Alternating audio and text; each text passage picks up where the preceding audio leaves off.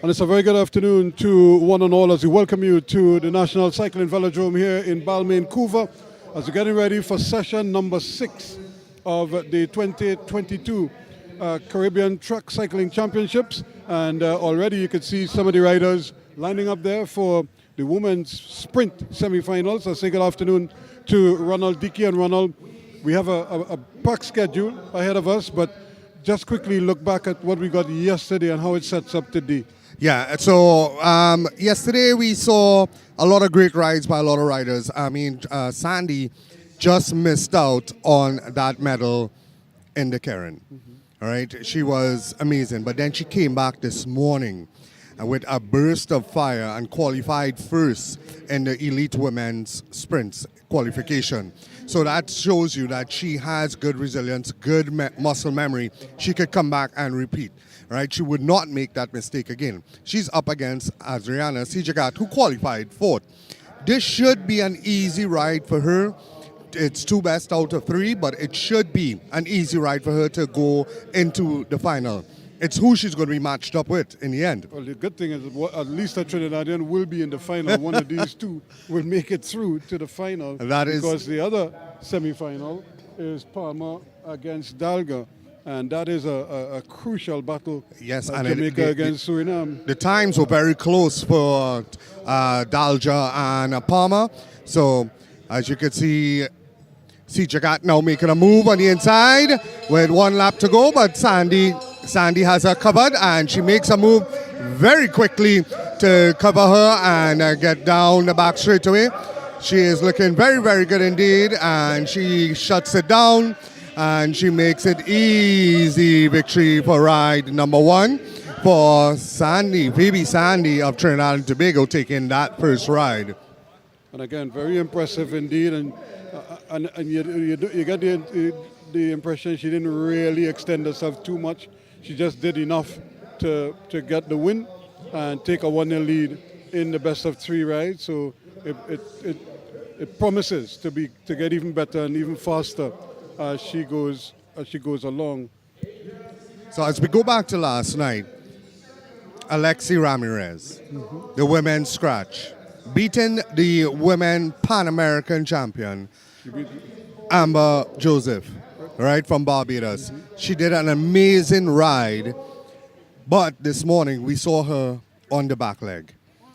I think she did so much effort yesterday evening that in the women's Omnium, she is a little bit behind.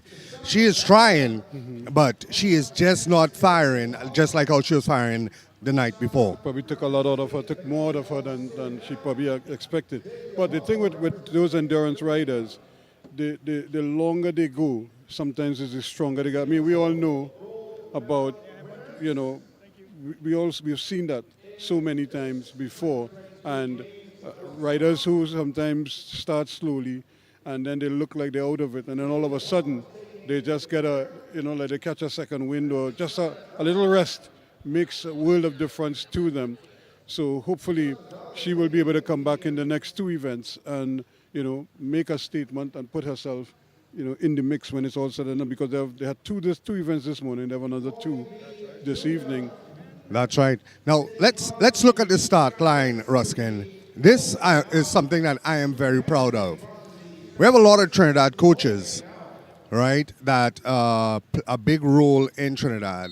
But to see now, look, Christopher Gill is coaching Suriname, coaching Jamaica, the former president, Robert Faria. Yeah. And that's good to see that we have such a big crop of coaches in Trinidad, that the international up the islands are looking to grab our coaches to try and get their riders up to the standard of Trinidad and Tobago. And not only that, too, what I noticed with those 2 guys you just called there, they can also substitute as mechanics because they understand what is required even on the bikes, how to fit the bikes to suit the athletes and stuff like that. So they can really assist some of those countries with that aspect of it, some even of the technical aspects of their development as well. But look on the track, and we have 2 outstanding riders. That's right. We have the gold medalist of the 500 meters, that is Dalga of Suriname, and the gold medalist in the Keirin event for the elite women. That's Dahlia Palmer. So already two with medals under their belt. They'll be coming back for the bell. It is it's Dalja leading, but Palmer rushes on the inside. Dahlia Palmer of Jamaica looking very good in the end. She goes down the back straight away.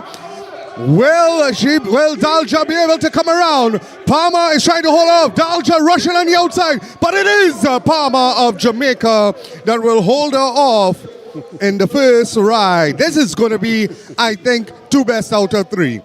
I really think this is going to be 2 best out of 3. She caught Dalja sleeping. Yeah, she got a good jump. She got a good jump on her. And she not only did she jumped off the bank. You know, when she jumped, she was actually coming down with power. And by the time they noticed what was happening, she had already passed and was already, rotating away. But we could see that Dalja closed the gap on the back straight away. She was there. She got up there. She was out of the saddle trying to close. But it was a lot of energy to try and get there. And now she's trying to come around. They're already top speed. She got close. Closing all the time. Just about a wheel length too late, or even half a wheel length too late. She came very close in the end. And there we can see Palmer. From the bell, with 1 lap to go. I mean, sprinters nowadays, they're not waiting for the 200-meter mark. They are going on a 250 track. They are going with a lap to go, a lap and a half to go. Once they could catch their rider sleeping, they are going to make sure that they get to the front. It's very hard to come around on a 250 track. So, unless you have superior speed and power. Look at it again. Look how close she got.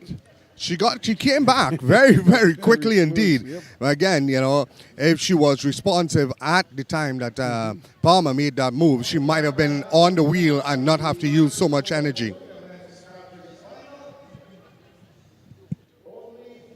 So we have the junior men's scratch race final that is coming up. 10 kilometers or 40 laps of the track. And Trinidad and Tobago well represented in this one. 4 Trinidad and Tobago riders making the rounds. Samuel Maloney, Devante Lawrence, Jarrell Mohammed, and Raul Garcia, all are factored so far for Trinidad and Tobago. And they've all had success already on the track. So this is going to be very interesting indeed.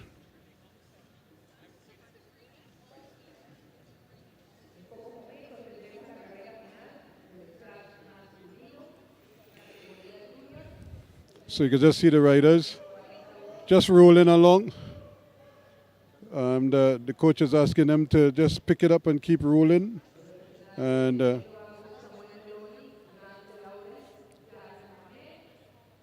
so now they're coming for the start. And there is the official start of the race. It's a rolling start. So they're now off and running. So again, it's Samuel Maloney. As the riders start making their rounds around the track, obviously trying and get some kind of advantage. But as you can see, the riders are just taking turns. They're just trying to keep things in perspective. And that's Raul Garcia now taking the lead. And riders, as soon as they cross, they just pull up on the bank as if to allow somebody else to share in the workload. And you can just see Samuel Maloney and Devante Lawrence there as well.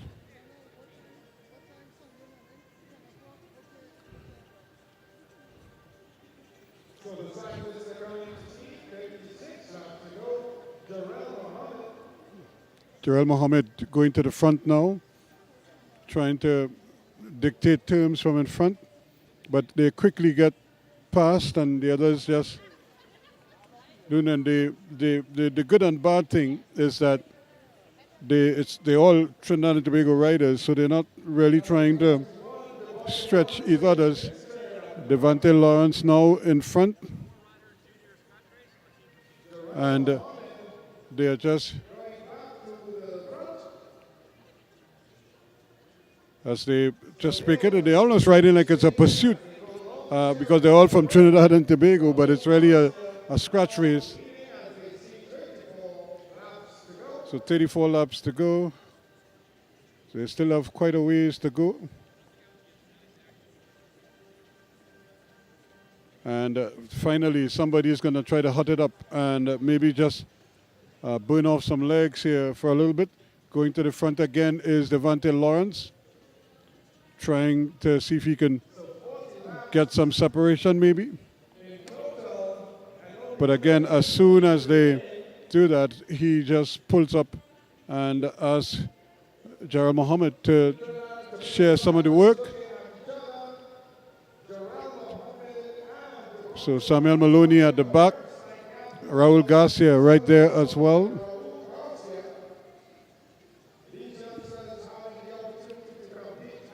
So this is the junior men's scratch race, and we already saw two fantastic rides in the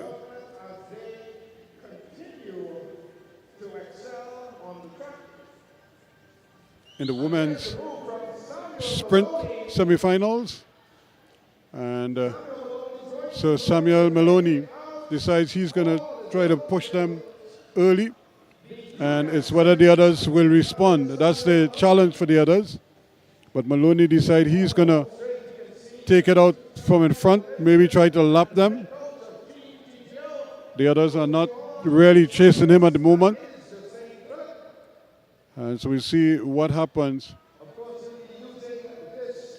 So it's going to be interesting to see whether they will respond to Maloney's attack. He has opened up about a half track length on his teammates.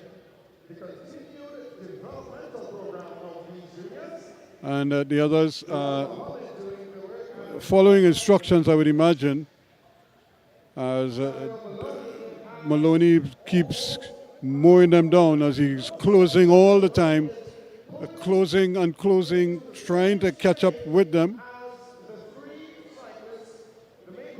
So they're probably just going to wait for him, or they might just pick it up now, and that will just force him to have to push even further.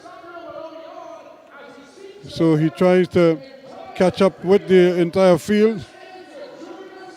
So he is going, and you can see the coach trying to urge the riders on. And it seems as if Raul Garcia has decided to just chill out. Also, Jarrell Mohammed is also backing down. And we have a spill. Unfortunately, down goes, it looked like Jarrell, we have a rider down. And so it looked like Raul Garcia went down, and they're attending to him. But I think the race, he's back on his feet, so that is a good sign. The others are still riding. I think the race continues. I think Raul is back on his feet. I'm not sure if you get another bike and try to continue. But the race will continue, or is continuing. So it might be a little bit disconcerting because the riders probably felt that the race might have been called. So you could just see Samuel Maloney cutting off. He switched off, and now he's having a hard time getting it back into gear. So he's trying there. You just saw him flash past there. And also trying to keep up there is Devante Lawrence. And no doubt Jarrell Mohammed also there as well. But pushing hard there, Devante Lawrence is trying to get up on Maloney. And they are pulling Jarrell Mohammed with them. So they're all over the track at the moment. And it seems he has 5 laps to reconnect if he wants to. And I think they will try to get him back on the bike as quickly as possible so that he can rejoin proceedings. And a brave man is Raul Garcia, but he's going to try his best to get back in the mix. And Maloney has been caught, so Devante Lawrence is back with him. Jarrell Mohammed is some distance behind. And it seems as if Raul Garcia is still trying to get back on his bike. So now I think he's ready and he's going to try to get back on the bike and back up and riding again. So it's going to be interesting. Now here comes Raul Garcia. He rejoins proceedings here. But he's obviously at a slight disadvantage, having fallen. But does he have it in him to really try to compete again, or will he be able to get it? So Devante Lawrence is now the leader on the track, and will he be able to really push on? We'll see. So Devante Lawrence continues to lead from Samuel Maloney, from Jarrell Mohammed, and Raul Garcia is now in 4th position. And so you can just see Devante Lawrence pushing here, trying to increase his advantage. Devante Lawrence, that is him as he goes around the track and you can distinguish him with the white bicycle. So he is trying to catch up with the ones in front of him again as they're all coming back together once more. So Devante Lawrence with the felt bike, the white felt, is the white felt bike frame, the white frame. He is catching up with them again, so he has lapped them. And the entire bunch is now lapped, and he's going again, Devante. He isn't satisfied, he's just sitting there with them. He's going to hot it up again. And Raul Garcia is trying to nose away. So Devante Lawrence is right there with him, holding on to Garcia's wheel. Maloney and Jarrell Mohammed are back in second and third. So they still have 14 laps to go as they come around. So it's quite a bit for these riders still. And it's always a disappointment when a rider gets a spill, but it's good to see the determination and the grit to want to get back in the race as quickly as possible, despite the obvious disappointment of having fallen. And from the spills that we've seen, I think only one was caused by another rider. I think a lot of times it's either a mechanical problem or just a rider slipping on the track or for whatever reason. And so we've had 2 or 3 of those.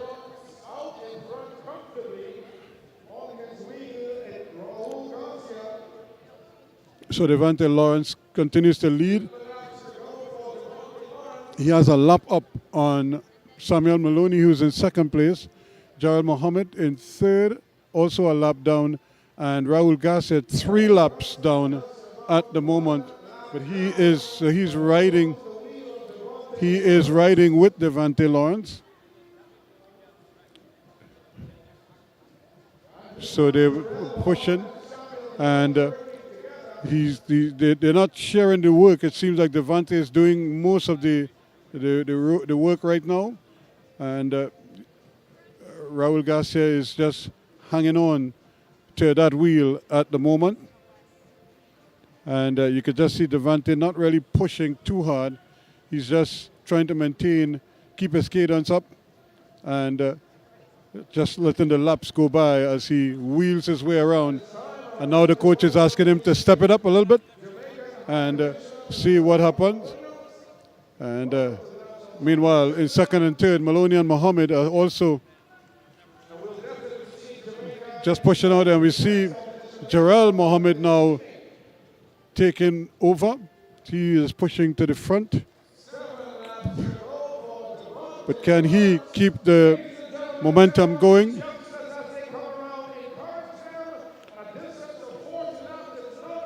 So it's a 40-lap event, and still Devante Lawrence continues to lead. He has Raul Garcia with him, but Garcia is 3 laps down to Devante, and the other 2 are a lap behind him. He has lapped the entire field, and Garcia had a spill, and so he only rejoined the race 3 laps down.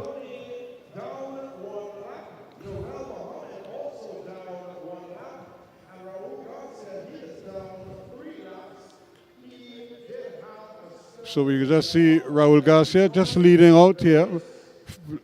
Devante Lawrence with the white frame, the bike frame. And in second and third, in second you see there with the red bike, that's Samuel Maloney. And just behind him is Jarrell Mohammed. These two, this is of course Raul Garcia in front with the red frame, but the white frame is the actual leader of the race, Devante Lawrence. So here he comes, although he's sitting in second here, he's actually 3 laps up on the man just ahead of him. So they come around again. You can see the match commissaire just indicating who the leader is. Once you see him pointing at that person, he is going to indicate who is in the lead.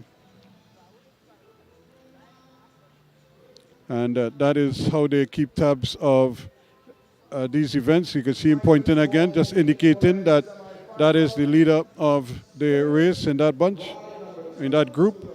Although it's a pair of riders, but just picture it being a lot more riders, it becomes confusing. But the race commissaire will also be able to point out who the leader is at that point. So here they come for the bell, and that is bell for the leader. And Devante Lawrence takes off as he gets bell and is well on his way to winning this event as he's racing towards the finish line. He might actually catch his teammates as well. They are in second. Devante trying to catch them, sprinting to the line, and does it in style. He wins the race comfortably. And second and third still out there. It's Samuel Maloney in second right now. In third place, Jarrell Mohammed. Can Jarrell sprint past him? So they will come now for second and third. Samuel Maloney in second. So Devante Adams wins the scratch race for 2022.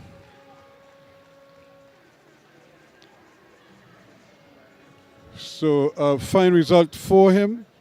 And you know, last night he just didn't have it in the sprint, but here he is today showing that determination to come back and get the job done once again. So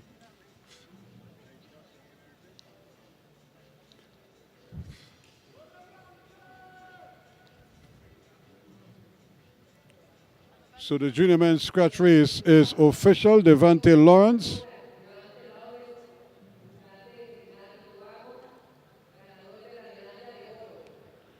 wins it ahead of Samuel Maloney, with Jarrell Mohammed in third place. And unfortunately, a spill, Raul Garcia could only finish in fourth because he was a good 3 laps down at that time. So what a fantastic ride by Devante, and making sure that he won the race, and certainly came out front. And Wesley, when you consider the burst of energy that we saw from Devante at the end of the race, he was actually trying to lap his teammates a second time. It is incredible. The like I said, the energy comes from the youth. It has to be, Ruskin, because after 40 laps, after lapping the field once, and coming to the finish and being able to sprint like that. And we must remember that Devontae Lawrence, he was in the junior men's sprint final stages, so these youngsters really showing their flexibility on the track. Certainly is. And now we have the ladies are there again. In heat number Phoebe, one, Phoebe Sandy and Adriana Sejigat. And I was telling Ronald, we sure to have a Trini in the final. certainly. Phoebe already having won the first ride in a time of 12.78 seconds. Adriana Sejigat will have to take this second ride to force a third and deciding ride if she would like to have a place in the gold medal final. Phoebe Sandy already having one foot in the door. And again, she's so powerful. She's strong. You know, on the bike she looks powerful on the bike. So Adriana currently leading from Phoebe Sandy. Adriana keeping a very close eye as they take the bell and they wind that gear up, Ruskin. So Phoebe Sandy is looking to make her way over the top as they go down the back straight away. It's Phoebe Sandy moving past Adriana Sejigat with a burst of speed and putting in a gap of about 4 bike lengths and 5 as they approach the line. Phoebe Sandy taking 2 in a row to advance to the gold medal final. And another fantastic ride by her and making it look, and it's similar to what she did in the first ride. As soon as they got the bell, she just kind of kicked it into gear, and Sejigat didn't have a response for her. Once again, she just cruises by and was just between her and the line after that. That's right. As we can see on the replay, the gap just increased as they came off the back straight, and it was all Phoebe Sandy all the way to the finish line. Phoebe Sandy, well, both cyclists actually being members of the gold medal winning team sprint team. So Adriana having to analyze her opponent just a bit more to be able to overcome later on in this year's racing calendar. But Phoebe Sandy will head on into the gold medal final, and we await to see who she will meet in that final as we have heat number 2 coming up. And heat number 1 in the race 1 in heat 2 was a dandy, because you could have seen Tatiana Dalga coming back, almost catching her at the line, and she might have been about half a wheel behind when they crossed the line. So I'm sure she would try to fix that. She kind of got caught off the bank when Palmer made her jump. It took her a while. I think she heard the jump, but she still looked to see where she was passing, and by the time she did that, she was gone. In that first ride, Delia really took her by surprise coming out of turn 4, and Tashana Dalga, she does have that ability to wind the gear up and find the speed, but however, she was unable to in the right time to allow for the distance to have the ability to pass Delia Palmer. So in this case, we have Delia Palmer leading off Tashana Dalga.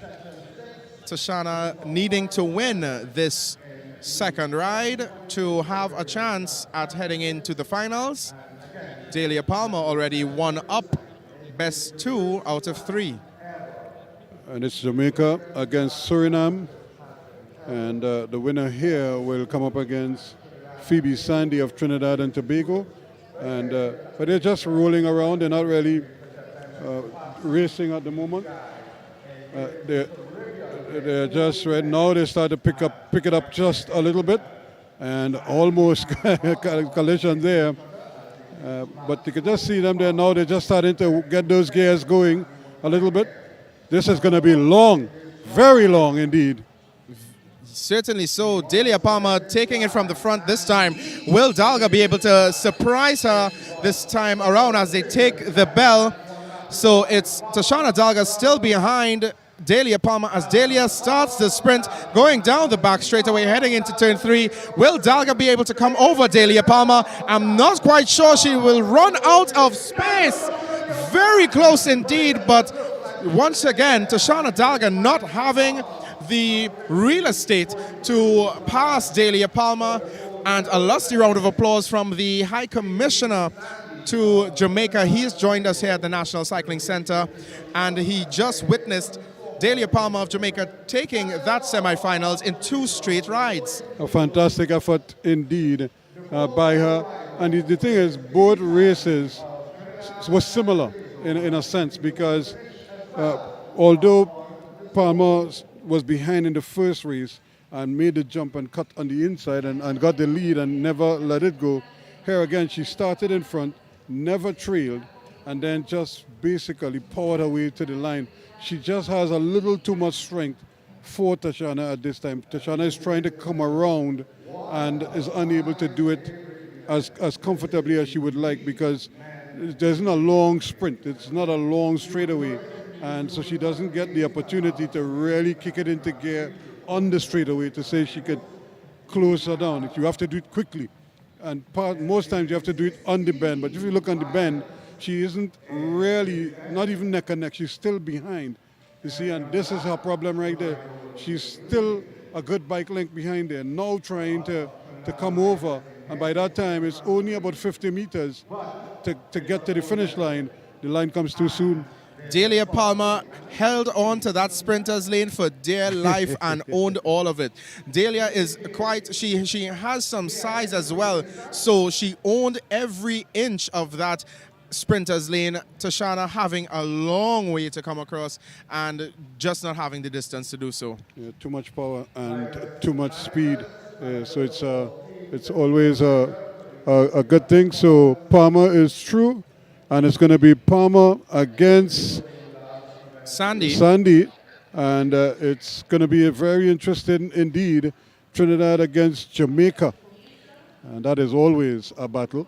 Always. And on our screens right now, we can see the start list, the very, very lengthy start list for the Elite Men Elimination Final. This is. I've been looking forward to this all day long. This is the largest field of cyclists we've seen on the track for these games. 16 cyclists. Sorry, I believe that is 15. I'm just seeing, I received an update here that Giancarlos Hernandez of Cuba, he will not be starting this event, unfortunately. So we have 15 cyclists, 15 elite cyclists jumping onto the track for this elimination event. And it's a direct final. But look at the names in there. You have Jamal Eastman, who is in there. You have Edwin Sutherland, both of Barbados. They are no doubt among the favorites for this one. Liam Trepte, I think, is going to have something to say before it's all said and done, from Trinidad and Tobago. He's been thereabouts. In fact, Kwesi Brown is in there. Now, the thing with Kwesi is if he could get good positions and be around at the end, he could make things very interesting for the other riders, especially the other riders who we just called, who are more likely who will start this race as favorites, so to speak. The two Bajans, and we also have Tripti from Trinidad and Tobago. And we also have Enrique de Comaman of Trinidad and Tobago in there. He enjoys these types of distances. So you were speaking about Kwesi Brown. Now, the tactic in the elimination race, it's not necessary to be at the front all the time, but it's to just not be at the back. So if, as you said, Kwesi could position himself, and he's a master at that, he manages to find these gaps in the field where there seems to be no gap. So if he's able to do that and keep off the back of the field and get down to the closing stages of this race, he'll be in for a shot. I think so. So he can upset the usual favorites in these long distance type events. And the thing about it is that we're going down to 2 riders, right down to 2. So plenty of opportunities for guys to get eliminated. You just have to be always on your P's and Q's and try. So let's just quickly run through all the riders, especially for international viewers. We have Maurice Burnett out of Trinidad and Tobago, Andrew Ramsey out of Jamaica, Clivert Mitchell out of St. Lucia, Zion Polidor, Trinidad and Tobago, Quincy Brown, Trinidad and Tobago, Tariq Woods, Trinidad and Tobago, Enrique de Camamon, Trinidad and Tobago, Justin Williams, Trinidad and Tobago, Liam Trepte, Trinidad and Tobago, Kyle Carabai, also from Trinidad and Tobago, Edwin Sutherland from Barbados, Jerome Forrest of Jamaica, Zari Wadili out of Suriname, Jamal Eastman from Barbados. The two Cubans are actually scratched from this race. They're probably saving their legs for later on. Most certainly. So a field of 14, and as you'll see on the track, they're split between on the barrier and half of them being held on the inside. It's going to be a very exciting one, Ruskin. The elimination race, locally known as the Devil Takes the Hindmost. Pretty self-explanatory name. It's going to be exciting. I'm really looking forward to this one. The officials have a job on their hands to keep tabs on all 14 riders, not only looking at who might be the last cyclist to cross the line, but also to ensure that there's no infringements on any other cyclists and make the necessary decisions to determine who will be eliminated on which particular lap. And again, remember, it's the last wheel that crosses the finish line that gets eliminated, and things can change in a flash. So what might look like a person being eliminated may not necessarily be the case. That's why they have officials, and we, the naked eye, sometimes could deceive you. And they are trained to look for that, plus they have the electronics to help them. So it's a rolling start. And guys are busy. It's a wonderful bunch, lots of colors in there. It's really nice to see the cyclist Mitchell out of St. Lucia in there as well. And that's the whistle, and there they go. Tariq Woods going to the front and taking control immediately. And you can see guys are already pushing to try to get in front. Guys are going high on the bank to try to get in front. This is going to be interesting here. They got Bell. So the first elimination is coming up. That's right. So off the back, we can see the cyclist out of Jamaica, Jerome Forrest, in some issues in the back. Mitchell of St. Lucia in the back as well. The cyclist of Trinidad and Tobago, he's looking over his shoulder to see if there's anyone behind him. That's Maurice Burnett. But it's going to be a very easy elimination this time around. St. Lucia. That's Mitchell of St. Lucia. He is the first one to be eliminated. Great opportunity for Mitchell to come out here and race against these guys. So he'll definitely be taking whatever information he could to go back home with and, you know, tweak his training program just to come back and put on a stellar performance for us. It should be better when they got another bell, so they're coming for another elimination. They're not wasting any time at all. Guys are not getting any opportunity to breathe. We have an easy elimination. Jamaica looks like he's in some trouble here. Jerome Forrest, it looks like, number 040. Again, I think he gave up very early indeed. Now it seems as though the riders who are remaining here are very keen to go deep in this race. Lots of red, white, and black. Lots of red, white, and black shirts in there as well. Xavi Wadili of Suriname, he is on the back and seeming to be in a bit of trouble unless he's able to find some room. Lots of red, white, and black shirts at the back, but they are finding their way around. The officials are going to have a very, very fun time determining that one. Kyle Carabai. Yep. He was flirting with danger, Kyle Carabai there. And he just got past on the inside. That's what threw him off. The rider from Suriname just nosed him out as well. So Wadili of Suriname being able to play the game just a bit better than Carabai. No room in the inn for Kyle, and they'll be coming for an elimination this time around. The other Jamaican in there, Andrew Ramsey, will he find some room? Ooh. Some excellent riding there by Jamaica, finding that room over the top. Maurice Burnett. That's Maurice Burnett of Trinidad and Tobago. He is out. No room, no room.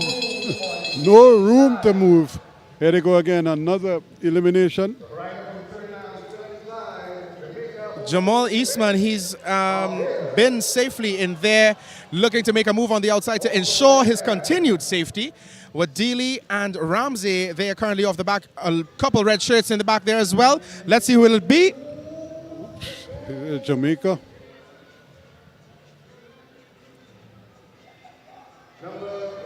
That's Andrew Ramsey of Jamaica, Ruskin. Yep.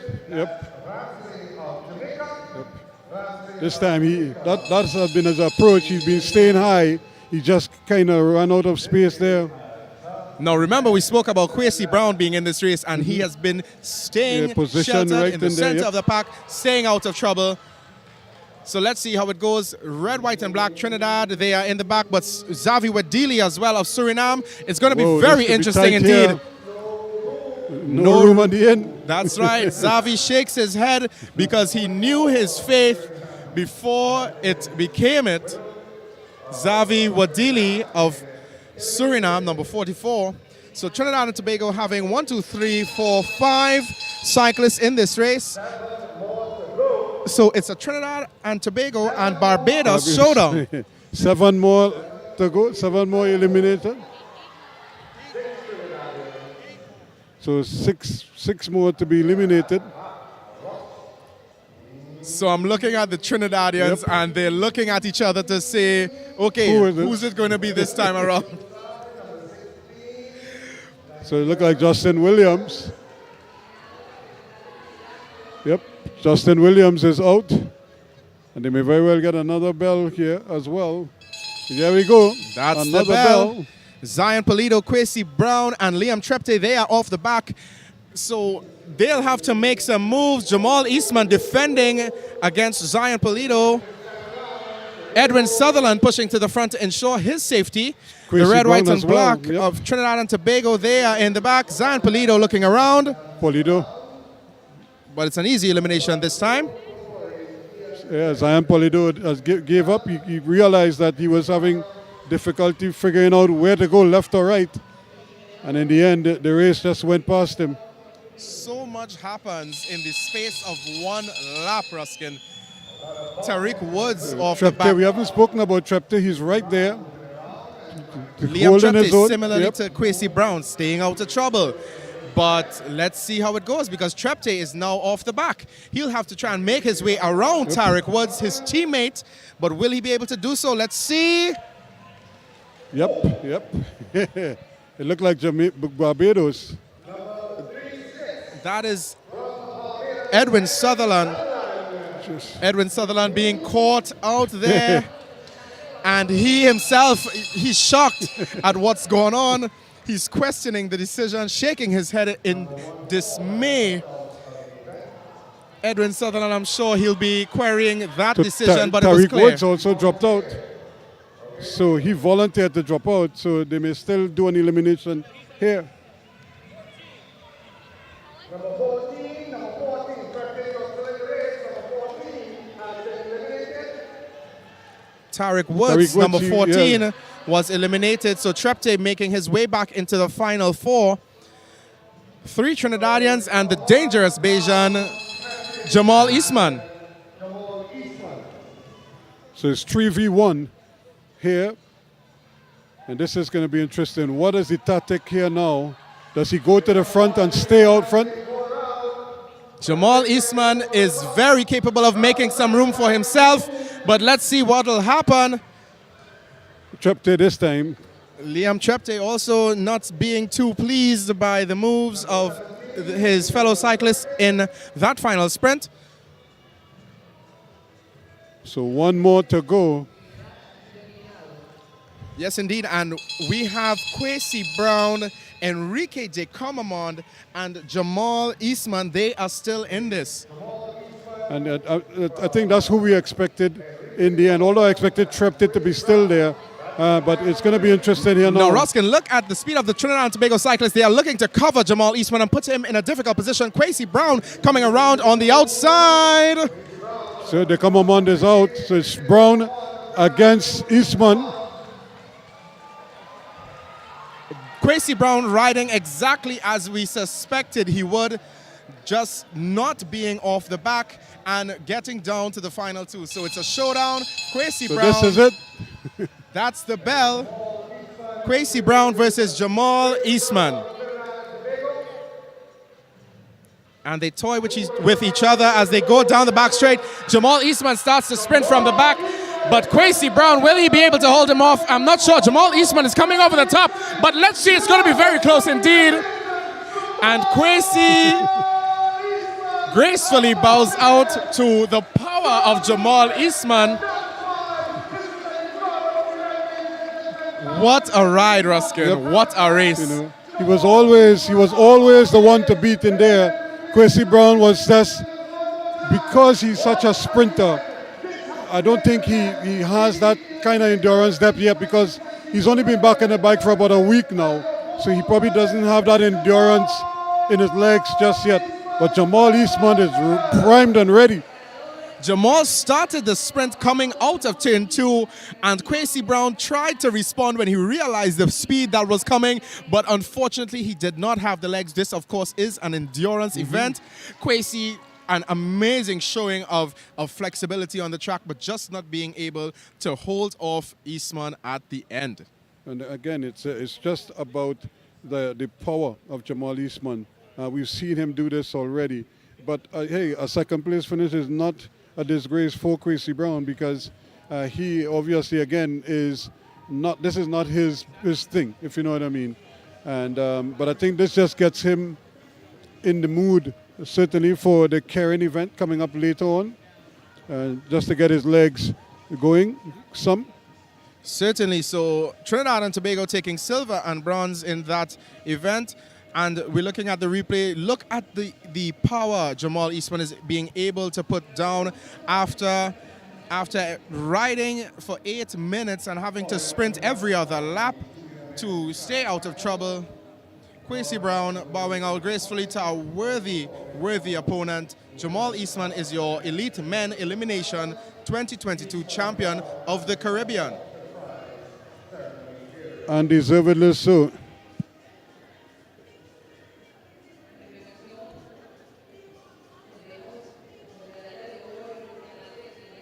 So Jamal Eastman picking up the gold from Barbados.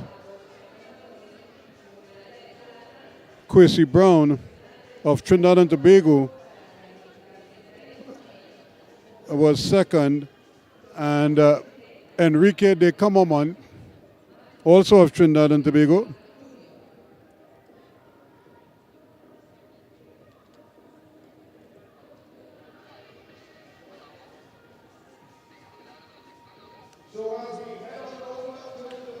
and de Camomon, also of Trinidad and Tobago, picking up third place there. So congratulations to them. We're getting ready for a medal presentation, and so we have some medals to present to some deserving athletes.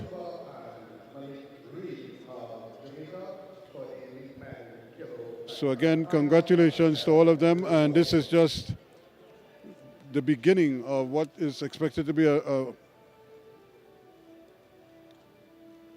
an interesting evening of cycling, because we had the junior women sprint, the elite women sprint, the junior men scratch race, and we just had the elite men elimination final. So that is just whetting the appetite. Still to come, the elite women Omnium, the elimination race. That's the third event on the Omnium. We already had this morning the scratch race and the tempo race this morning.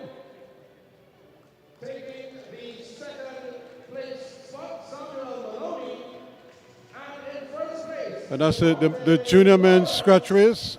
They are the ones on the podium right now, with Jarrell Mohammed in third, Samuel Maloney second, and Devante Lawrence taking the gold medal after he lapped the field and almost lapped them a second time as well. So second place going there to Samuel Meloni. And the winner in the middle with the Caribbean Track Cycling Championship jersey is Devante Lawrence. For the second time, he's putting on the jersey at these championships.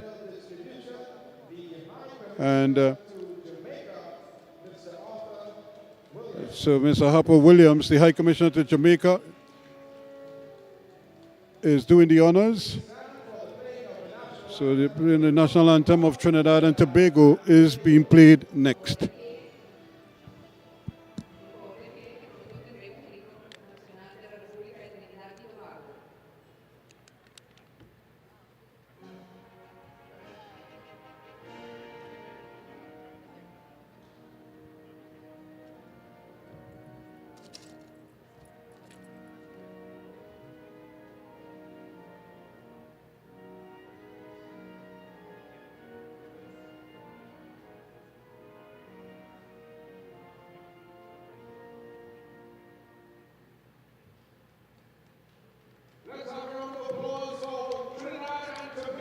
So that is the winner, Trinidad and Tobago, 1, 2, 3 in the junior men's scratch race.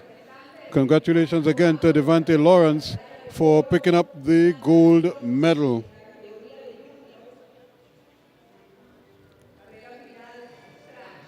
So a proud moment indeed for these youngsters and their families because they're the ones who know just how much they go through, how much these youngsters are putting out. They're still at school, they're studying, some of them probably even working, for all you know, and they try to fit in training in between all of that. And this is the culmination of those efforts. And we certainly want to congratulate them indeed as they push forward.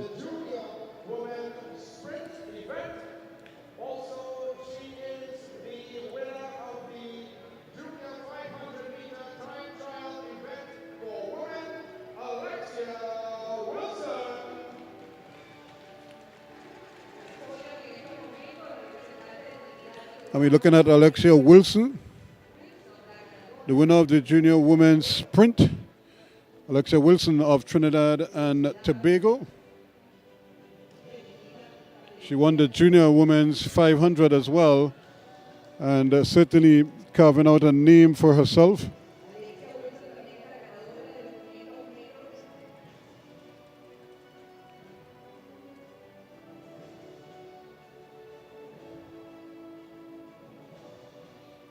Getting the championship jersey as well. A proud moment indeed for these riders.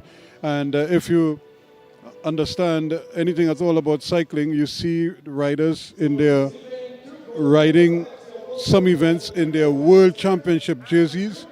They may not necessarily ride in their club colors, but because they are the world champions in that particular event, they sometimes choose to don their world championship jersey in some of those, especially in those road races that you see, like Tour de France and other events. You see the world champions with their jerseys on, with their stripes across the chest. And so I think any of these riders could choose that opportunity at some point to ride as a Caribbean champion, put on their Caribbean champion jersey. Here's the national anthem of Trinidad and Tobago.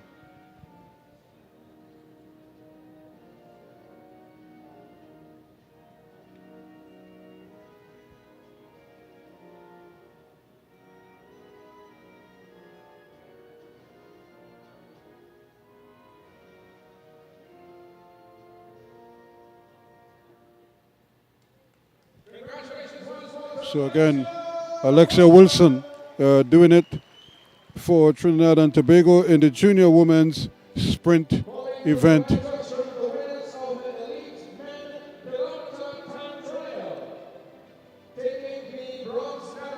The elite men kilometer time trial.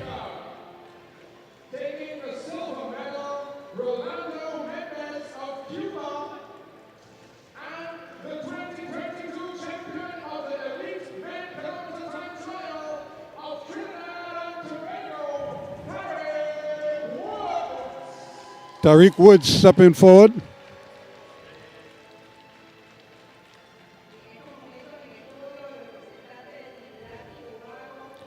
to take the gold medal in the elite men kilometer time trial event. And Tariq Woods, he's not a big man, but he certainly has power in those legs because the kilometer time trial is an endurance event. And Tariq Woods really shows that he's growing into that discipline.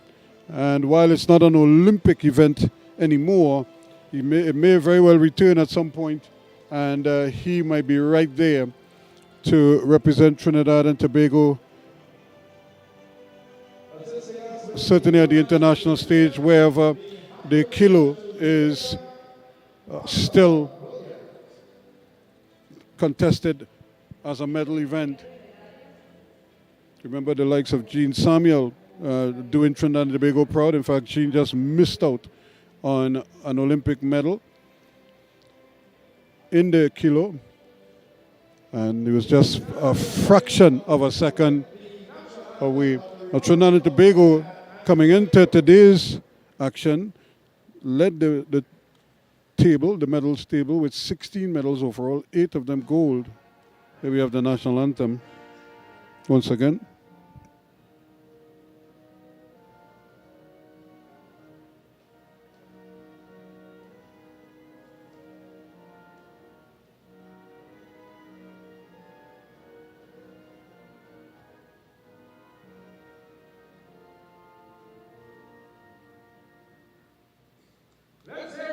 So again, the national anthem, Tariq Woods.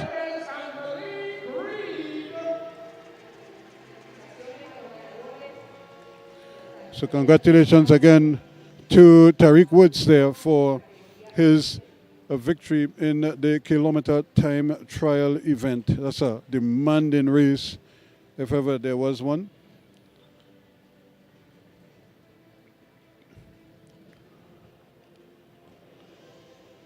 So I think we might just have another prize distribution. The elite men elimination we just saw. Enrique de Camamond was third, Kwesi Brown was second, and Jamal Eastman of Barbados was the winner.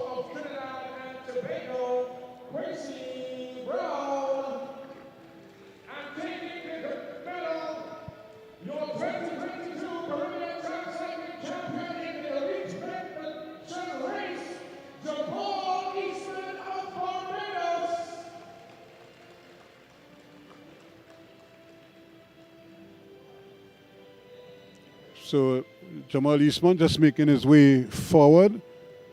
Kwesi Brown also making his way forward as well.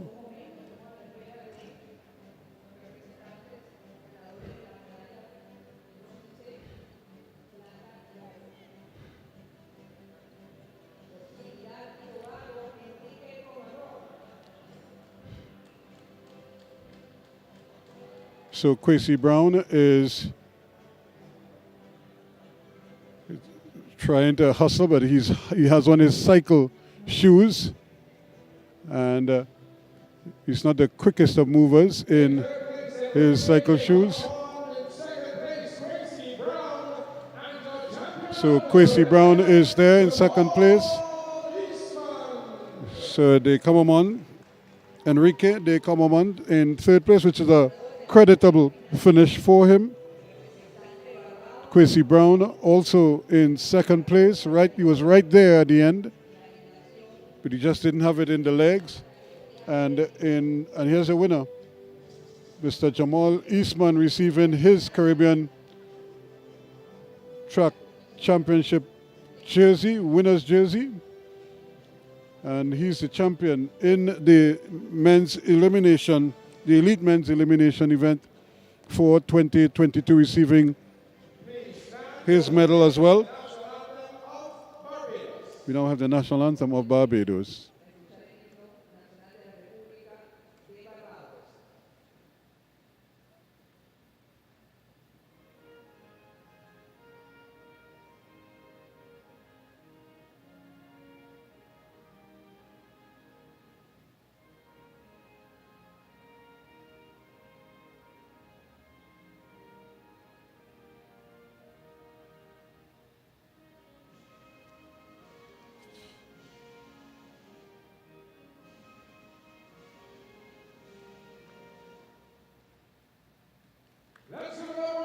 So again, Jamal Eastman, once again, the winner of that exciting Elite Men's Elimination event ahead of Kwesi Brown with Enrique de Camamon of Trinidad and Tobago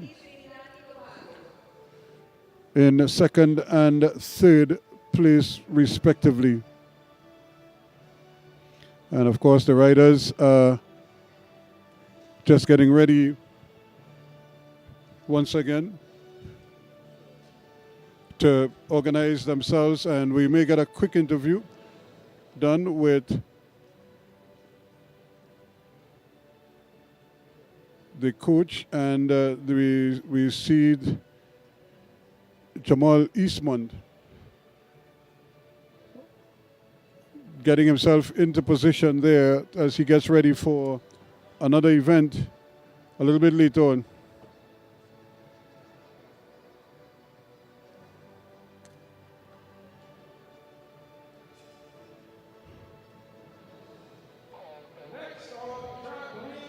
So I think we're just standing by. We may actually get the interview done quickly, but right next to the podium.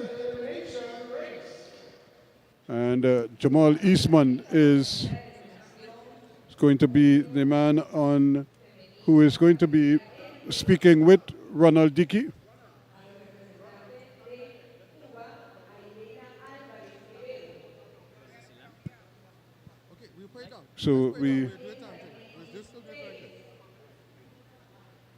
So they're just standing by. They may not need the backdrop. You might see the backdrop move, but I think he'll just conduct the interview there anyway. So I think he's just standing by, and we should be able to go any minute now. Ronald Dickey is standing by there with Jamal Eastman. So I'm here with Jamal Eastman of Barbados. Jamal, what a race indeed. That was a lot of pushing and shoving in that race. Definitely was, yeah. I mean, Trinidad always brings it every single time, you know, when it comes to racing. You guys have some of the best technical guys in the world, just putting out there. So, like, I mean, like, growing up, I just watched you guys, and even Kwesi Brown, like, we've been competitors, like, in my junior days and juvenile. So, like, he taught me, you know, like, we both learned from each other, and again, as you said, it was an immense fight. I was actually surprised to see him in the elimination race and for him getting into the final. Were you sure that you could get him in the end? Because, you know, he's a fast guy. Very fast, but I mean, he's a sprinter, so when you look at it, so I knew that the endurance aspect of it would have put a massive toll on his legs. So, like, I just hope for the best. To be quite honest, I thought at one point in time he had me because he stole my gear, but I know that he's always a little bigger, so I just kind of make sure he goes down the track and time him acceleration well. So this is your second goal. You had before, and now you're the elimination champion. This is awesome for you and for Barbados, you know, and I wish you guys the best of luck in the Madison coming up. I think it's my bet. I think you guys are the more experienced team in the Madison. Against the Cubans, it's somebody that you guys will have to look like. What do you think it's going to be like? To be quite honest, I think as you pointed out, we are the most experienced, but like I don't like to underestimate my opponents. It's very important that we do remember that. Like, I mean, everyone is starting to get tired. You could see it. So I just don't want to fall asleep at any point in time. And remember, it's a team event, so it gets sketchy sometimes. So we're just trying to, you know, make sure we keep our head on and stay focused. That's great. Congrats again, and good luck in the Madison. So that is Ronald Dickey chatting there with Jamal Eastman. Congratulations to him, the winner of the elimination event.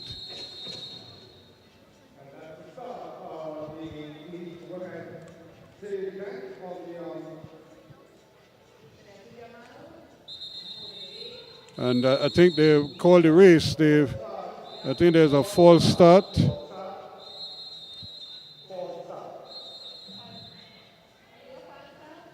So they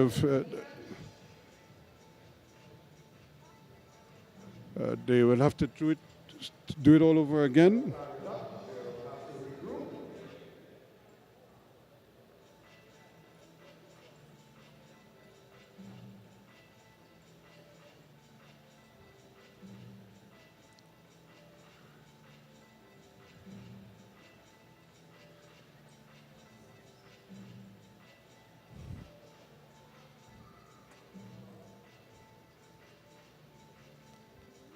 So you just see the women there just taking it easy.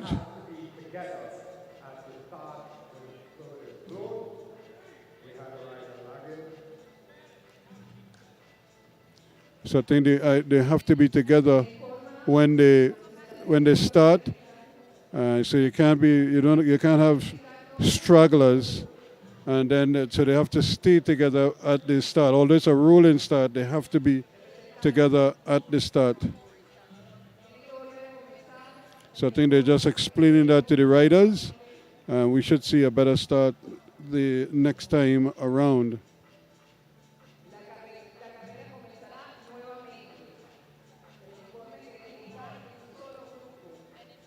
This is going to be a full restart, a full restart.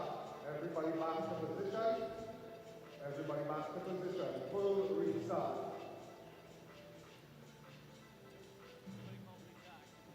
So we're going to try it one more time. Have all the riders back into position to start. Again, it's a rolling start, and they have to all start. When that whistle blows, everybody must be together in order to make it a successful start. We just saw the race commissioner having to pull them back. This is a reminder for all cyclists who took part in the elimination to return your So just to remind you all at home of the nature of the Omnium, it is an event that takes place with 4 individual events and a tally of the points at the end. It gives us the winner, essentially. So currently we have Amber Joseph of Barbados on 80 points. Elena Quevedo and Claudia Barro, both of Cuba, tied for second on 72 points. Alexi Ramirez of Trinidad and Tobago on 68 points, tied with Damelin Perez of Cuba, also on 68 points, so they share that 4th position. And Evelyn Diaz rounding out the top 6 with 60 points. In this, the 3rd event of the Omnium, the elimination race. Well, again, it's the fans got a taste of it just now, so here they go again with another elimination event. A nice clean start this time around. Amber Joseph is out there in front. So this is where the rush is going to come now. Everybody has to be on their P's and Q's here. That looks like number 35, Evelyn Diaz of Cuba. Very easy elimination for the officials.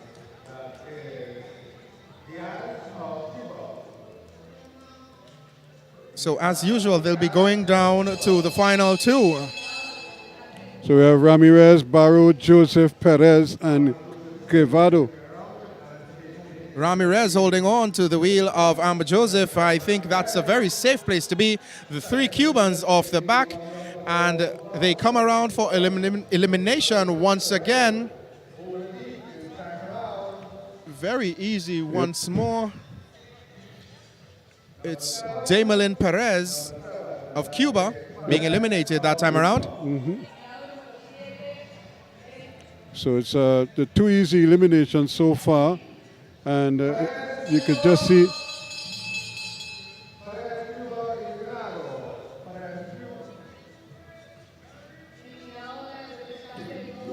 two Cubans staying in this race, Ruskin. she didn't understand Ronald's Spanish. This is dangerous here now for Ramirez. Not the place she would have liked to be, but not being able to find the room to advance herself. That is number 9, Alexi Ramirez, being unfortunately eliminated that time around. And they are down to the final 3. That's Amber Joseph of Barbados, Elena Quevedo, and Claudia Barro of Cuba. Barro at the back now with Joseph and Quevedo. Amber Joseph pushing on here now. She's not taking any chances at all, Amber Joseph. Not at all. She's staying out in front and staying safe. That looks like Claudia Barro of Cuba being eliminated that time around, and they are down to the final two, Ruskin. Maximum points for this Omnium event on the line. Amber Joseph in the lead. Will Quevedo be able to grab maximum and switch up that points table just a bit? Yep. I'm sure that's her plan here now. And that's the bell. 1 lap to go. Amber Joseph still in front. Moving away from Elena Quevedo, but Quevedo is making a move down the back straightaway, trying to come over the top of Amber Joseph, but Amber Joseph gets up and puts in that 6th gear. That's it. Race over. Amber Joseph all the way to the line. She is currently a Pan American champion and showing her prowess in this elimination event to extend her lead in the overall points standing.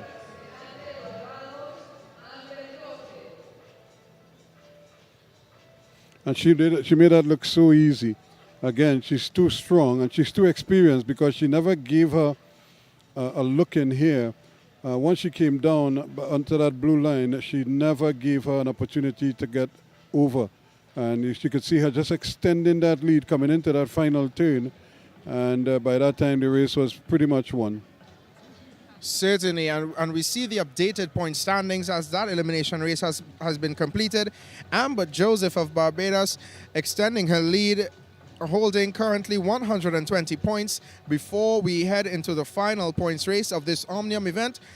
Elena Quevedo of Cuba with 110 points. Claudia Barro of Cuba with 108 points, and that rounds out our top three. Yep. Alexi Ramirez just 6 points off a podium position in 4th place with 102. Perez of Cuba with 100 points, and Diaz rounding out the top 6 with 90 points. So it should be very interesting now, and this is what you're looking for. Of course, it's the Elite Women Sprint Final, but this is the ride for the bronze medal. It's Tashana Dalga of Suriname up against Adriana Sijagat of Trinidad and Tobago.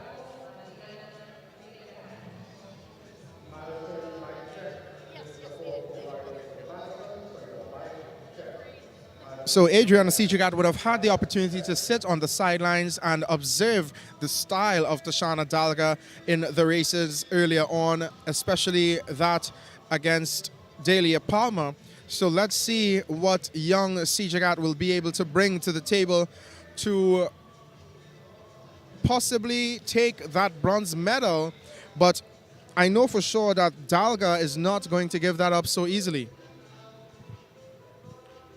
And as well she might, because she's not in the losing business. She's a winner all the time. She loves winning, and I don't think she's going to at least try to deviate from that too much. She's probably already disappointed she's not in the gold medal ride, but that apart, she's pretty much, once she's on the bike, she's looking to win. Certainly, and Dalga coming to almost a stop on the back straight, looking to force Adriana Sijagat to take the lead. And again, you know, in the past, men used to balance there for like an eternity, but you have 30 seconds in which to do that. Or outside of that, you just have to keep rolling. Yes, the president of the commissaires panel is keeping a very close eye on the cyclists as they head into turn 3, and his stopwatch, of course, as Adriana Sijagat ducks into the inside, occupying the sprinters lane as they take the bell. Tashana Dalga will have to come around her. So let's see how it goes as they go down the back straightaway. Tashana Dalga opening up wide and looking to make a move over the top of Adriana Sijagat, but will she be able to hold her off? Let's wait and see as they come out of turn 4 into the final straight, and it's Tashana Dalga putting a gap into Adriana Sijagat in the last 50 or so meters to take ride number 1 of this bronze medal face-off. And again, she always had the measure of Sijagat. She kind of waited and to see what Sijagat, will do Sijagat, and once you realize that, and you saw the difference here, she got alongside her on the bend. So by the time she didn't have to come all the way around coming out of the bend, because it's such a short sprint to the finish line. So once she got level with her, look at her here. coming into the bench, she was already level, so it was easy for her to just cruise by once they straightened up and head for home. You can see how she almost switched off here already, just letting her momentum take over the line. Adriana Sijagat doing her best to hold off Tashana, but it's not good enough. Tashana Dalga of Suriname taking that first ride. As we can see once more on the replay, the final lap, Adriana went into the final lap holding the lead. And as they went into the back straightaway, Tashana Dalga measured up her opponent. And when they got into final turns 3 and 4, Tashana Dalga put the pedal to the metal and got around Adriana, bringing it straight home to the line and taking that first ride with ease, I would say. Certainly with ease, and that sets up the battle for the gold and silver now between Delia Palmer of Jamaica and Phoebe Sandy of Trinidad and Tobago. I would imagine Palmer might be favored here, but Sandy is a bit of a surprise package. Certainly, Delia Palmer, we know the powerhouse that she is, but Phoebe Sandy is not one to take lightly whatsoever. So this is going to be a very exciting final. Phoebe Sandy set a new elite women's national record this weekend. So she has the speed, she has the capability, but will she be able, will her strategy be able to topple that of the powerhouse out of Jamaica? So again, she's keeping close tabs on her, and I think she might be advised to stay closer to her, because we saw what she did earlier when Palmer just kind of take a dive down and couldn't be caught after that in the semifinals. So it's going to be interesting, and I think her coach Justin is very aware of that, and he's trying to get her to go. And that's the bell. Phoebe Sandy closing the gap to the wheel of Delia Palmer, but Delia Palmer gets the sprint going. And will Phoebe Sandy be able to come around? She's catching, but will she run out of space? I think she will. Delia Palmer measuring her opponent, Phoebe Sandy, to take ride number 1 of this gold medal face-off.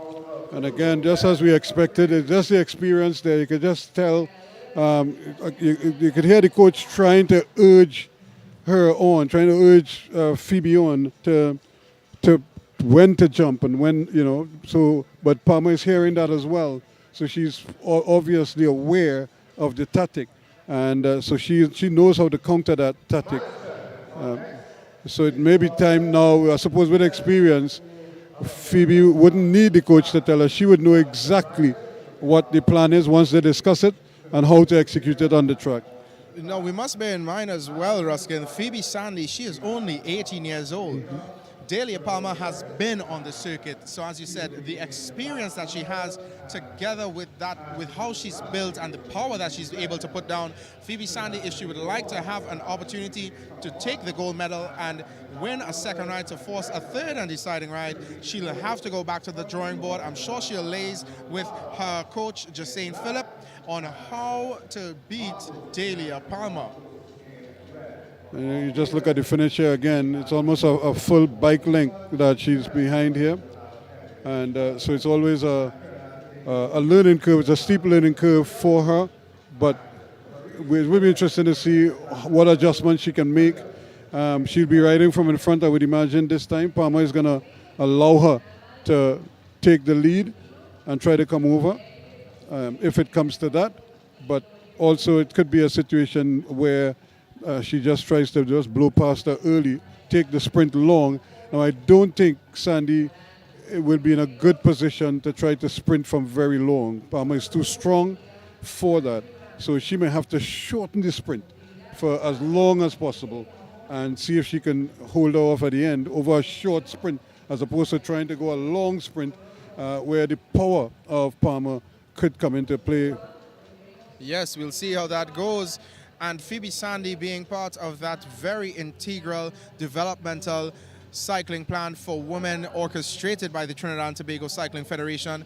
We see more and more these young ladies coming up from the junior woman category. Earlier on, we saw Alexia Wilson, and moving into the elite women category, we have the likes of Alexi Ramirez on the track. We also have Phoebe Sandy as well, Adriana Sijagat.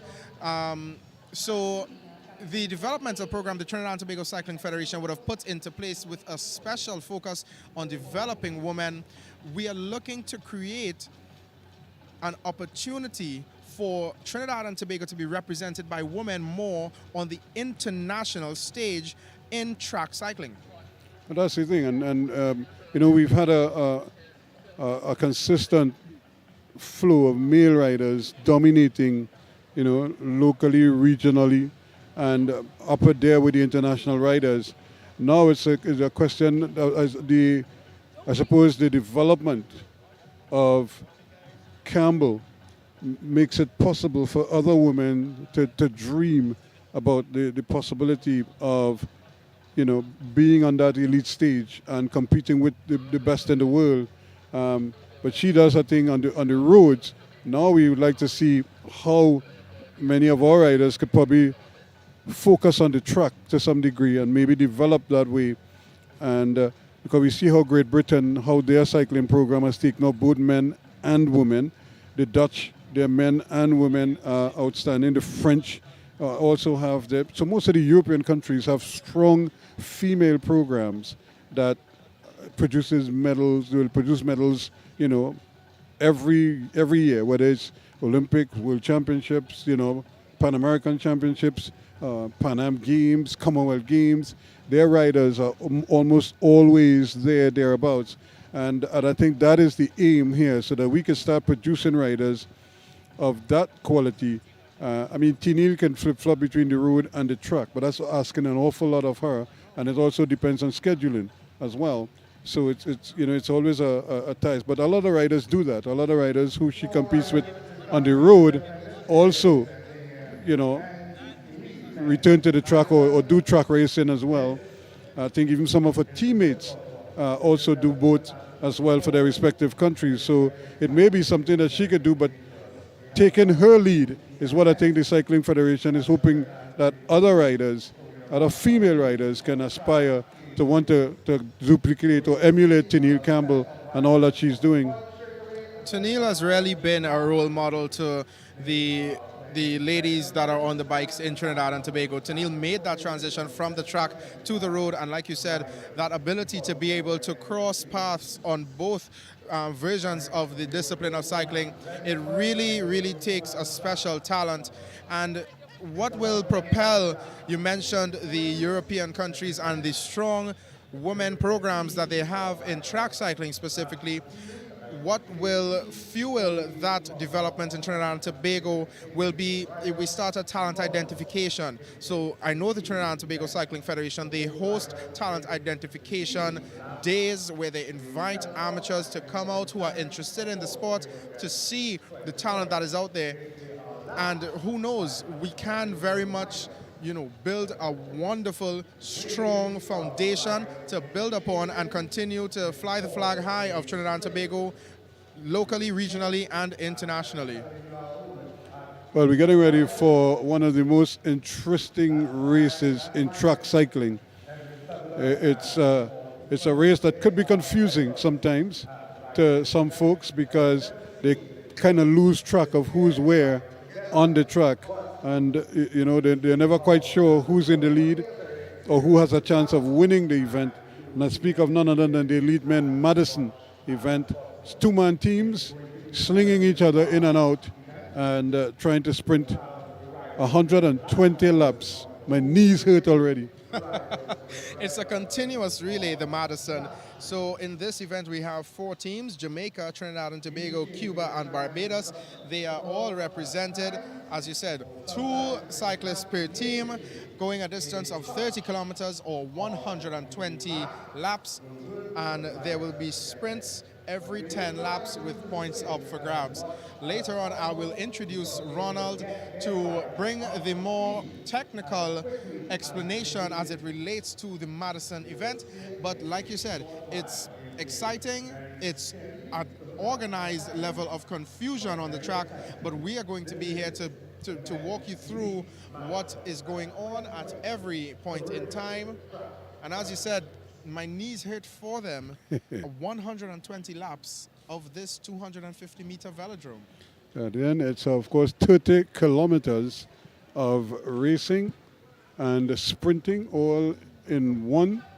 And of course, you have the additional factor of riders slinging each other in.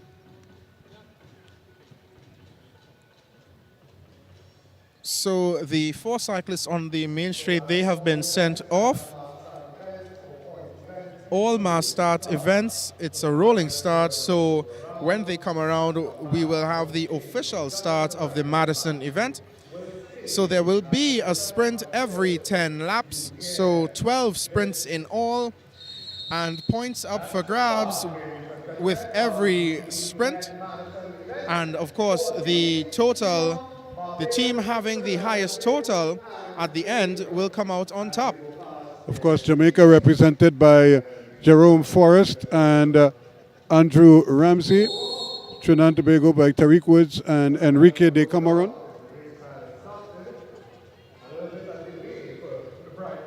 So the second bunch, like they didn't want to roll off. They're enjoying their posing up. Then they might be chatting with some ladies on the railing. They may have been even second guessing, do I want to compete in this 30-kilometer race, Ruskin? Yep. But they are in fact off. So we have 4 teams, 2 by 2.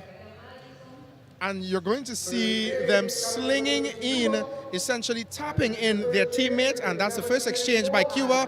So they grab hands and they sling them into the race. So the one that slung them in, they will have some time to relax, recuperate, and we can see Trinidad and Tobago now conducting an exchange. Liam Trepte being brought into this race by Tariq Woods. So it's an exchange of effort throughout this 120 laps. So it's work and rest, essentially. And it's Jamal Eastman going down on the entry into turn 2, and he's immediately back up on the bike and seeking to return into this race. A lot of spills we would have seen over this weekend, but thankfully the cyclists have been able to recover well and rejoin the race. Of course, the thing about it, and most of those spills were not caused by like other riders. Most times it's just an individual either losing a wheel or something, or just sliding off the track for whatever reason.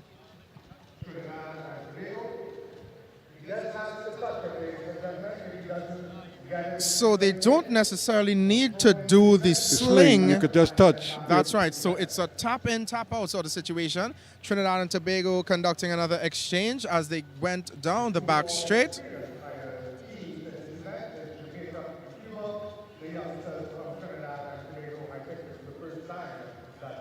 And again, the Trinidad and Tobago youngsters up against the Cubans and the Jamaicans who are very experienced. Barbados very experienced, I should say.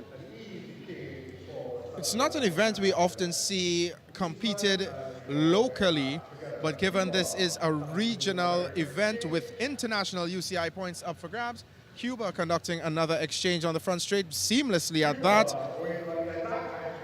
And they make a move. Remember, they will be coming for points with every 10 laps. So we are waiting the first bell for points, and there it is. So no time for a change here. They're just gonna sprint here now. So Cuba, Jamaica, and Trinidad and Tobago, Barbados, they're all together and they're sprinting for those points. But let's see Jamaica coming over the top, making an attempt, but it's Cuba will take that first set of points. So as we go along, Ruskin, we're understanding more and more how the Madison goes on. So it's a points race essentially with teams that take turns in sprinting for those points. It certainly is. And again, so Tariq Woods needs to get some assistance here. So you could see him now coming for an exchange. So with that first sprint, Cuba taking maximum points, having 5 points in that first sprint. Jamaica taking 3, Trinidad and Tobago taking 2, and Barbados taking 1. Enrique de Camamond is now in the mix. He was set in by Tariq Woods.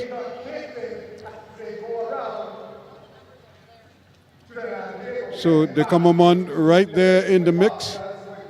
But again, these are not the bell laps, so riders are just trying to keep tempo.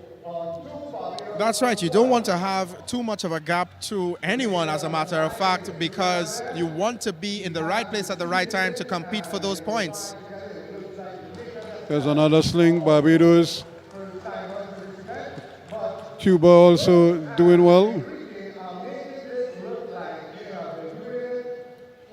Tariq Woods and Enrique de Camamon, they clearly have done their homework. The first time they've competed in this event and making some very, very seamless and effective changes. Trinidad and Tobago currently in third with 2 points, but they'll definitely be looking to rack up the points as we have 11 more sprints to go, 104 laps to go, Ruskin. Yes, it still sounds like it's like punishment on wheels.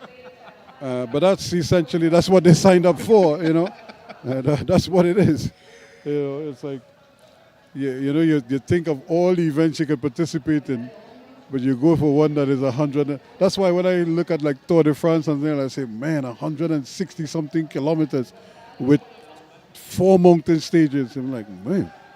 They often say cyclists are some of the world's toughest athletes, because in the Tour de France you see cyclists very often. They may have a spill and they get back up and they're covered in bruises, but they push on, and we've seen it on the track as well. Riders going down but getting back up and getting in there, and that's the bell. It's going to be points this time around, so let's see how it goes. Enrique de Camamond putting in a good effort, looking to take maximum points, and it's the Bayesian Edwin Sutherland looking to challenge him, but Trinidad and Tobago taking maximum points that time around. Certainly it is, and de Camamond, he got a good exchange, set him up nicely for the lead, and he held it right through to the end. Now he's going to bring Tariq Woods in, so Woods will do some work, and de Camamond is going to rest. So Trinidad and Tobago leapfrogging into first place, actually tying in the first place with Cuba, both on 7 points. Jamaica and Barbados tied for third, both on 4 points. And Barbados gets a warning for dangerous riding, and so that wouldn't help. But it's a dangerous riding. The commissaires, like I said, it's a beautiful chaos of cycling, but the commissaires having a difficult time, difficult task, I should say, a possible task, but difficult indeed, to keep track of all the riders and to ensure that no one is endangering the other in this fast-paced event. And I think that's what it was. They were trying to make an exchange, and apparently they rode through the exchange. So that's why they got the warning. You still have to respect your fellow riders at all times. Jamaica with that switch around. Jamaica choosing Cuba, to tap Barbados, in rather than sling in. and Trinidad and Tobago also making a swing. Jamaica currently the leaders on the track. They would be hoping to stay out there to be able to take maximum points at the next sprint. Now there's also points up for... If you lap the field. Yes. But in the Madison, is it 20 points up or 20 points down? I'll double check on that for you, Ruskin, Because so we I can bring think it. in the Madison it's a peculiar scenario. If you get lapped,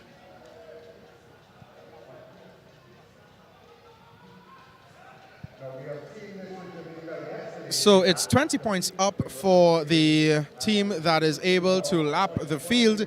Jamaica out in front and conducting an exchange, heading into the back straight. And they have just about half of a lap on the rest of the field. Very dangerous move indeed. Jamaica currently holding on to third place with 4 points. and you could hear the coaches from all the teams belching out instructions.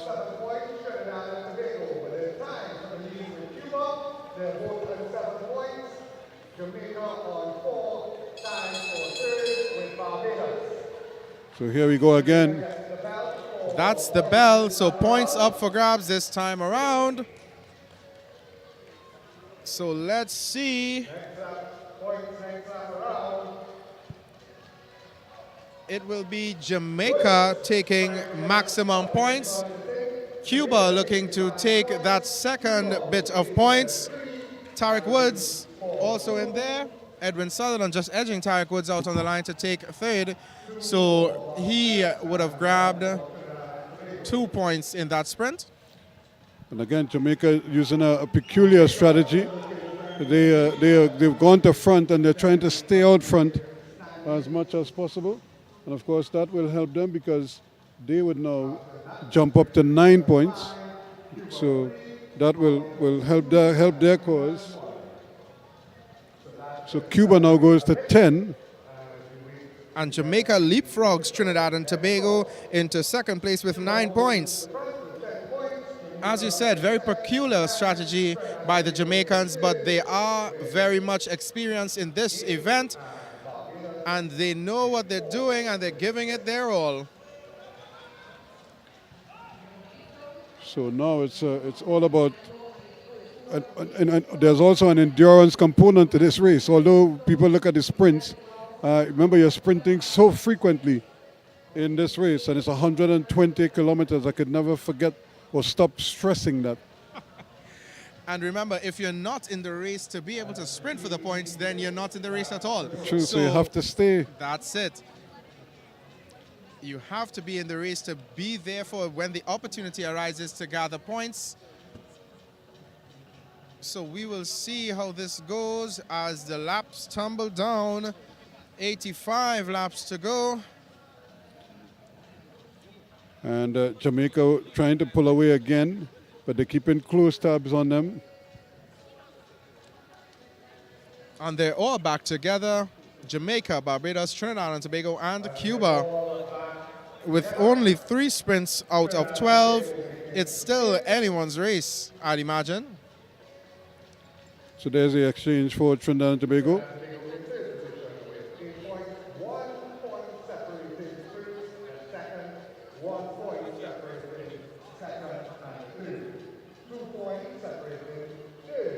DeComamond of Trinidad and Tobago, he's out in front. Cuba making an exchange going into turn 2, getting some fresh legs out there.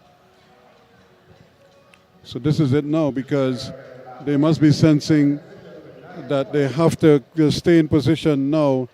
And here we have another exchange. Barbados making a change. Remember, Trinidad made their change a little bit earlier. And so I would imagine this sprint will be with the Commonwealth. That's right. Timing is everything. So where and when you make the exchange, so we'd have the freshest pair of legs for the sprint, and that's the bell. Trinidad and Tobago looking to make a change. Tarek Woods looking to power his way into the points.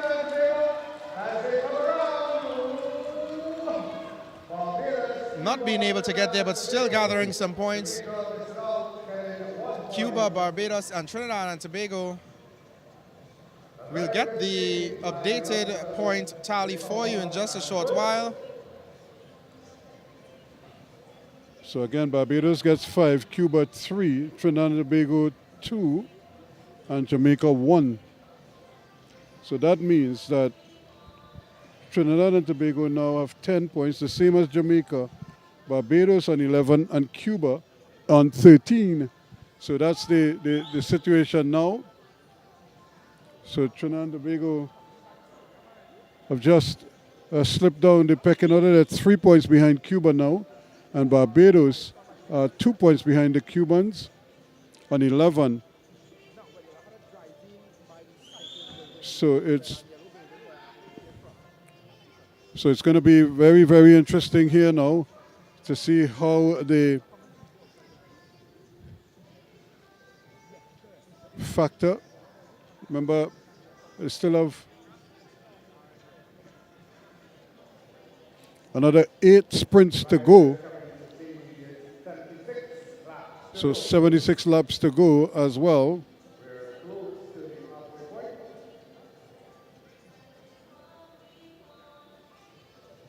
Remember, they started 120 laps, so they're whittling them down quickly.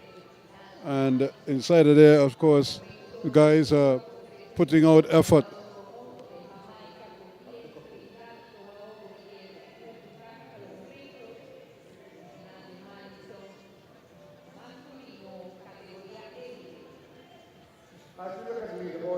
So again, Cuba continues leading with 13 points. Barbados are currently second on 11. Jamaica and Trinidad and Tobago tied for 10 points. And both of them had one win. Trinidad and Tobago, though, has two second place finishes,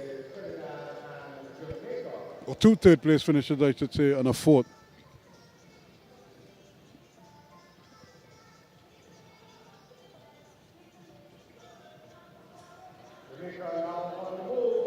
So Jamaica again trying to hot up the pace, see if they could get a big lead.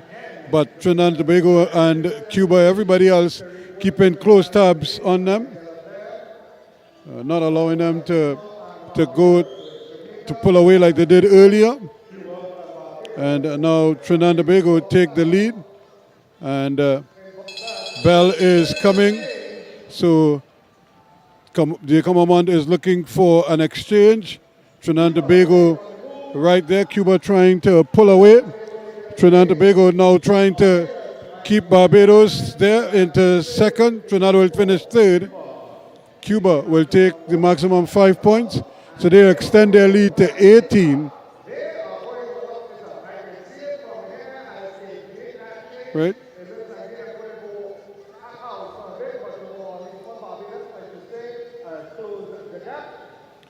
And so for a moment there, Cuba threatened to blow the race wide open, but then they decide against it, and he just pulled up on the bank.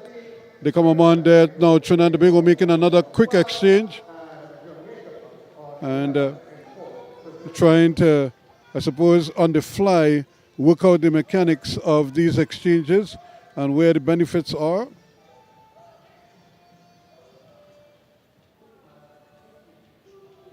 Jamaica now suddenly find themselves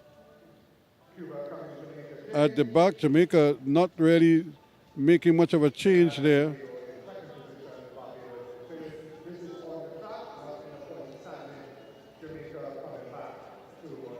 So Jamaica 11 points, Trinidad and Tobago 12 in third, 2 behind Barbados on 14, who are themselves 4 behind Cuba, who are leading with 18 points. The Madison is in full swing here.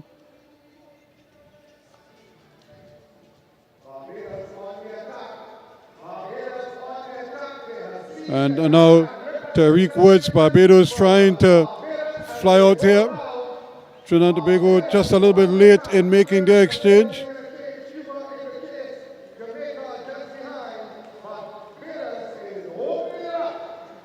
So now Cuba making the change as they have a fresh rider behind the Barbados leader. They're just trying to shut him down. Cuba going. Cuba, they decide they are now going to try to open it up. Can Trinidad and Tobago get Tariq Woods back in there quickly to cover this attack? So as they head down the back straight away, Cuba, Barbados, Trinidad and Tobago. Trinidad and Tobago didn't make that exchange. Cuba making another exchange. And Barbados covering that as well. Trinidad and Tobago some distance in third. So Barbados will make a change quickly. Cuba. He is ineligible for the sprint, the Jamaican. And Trinidad and Tobago will get the 2 points.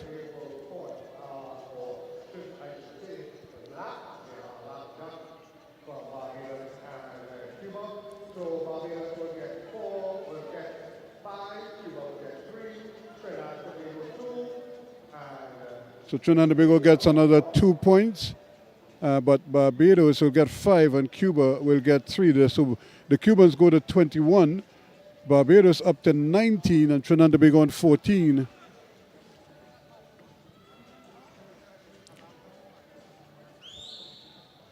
So I think Jamaica might be a lap down, and so they were ineligible for that sprint a short while ago, although they sprinted, but they really were ineligible. They will get the 1 point, but that is it.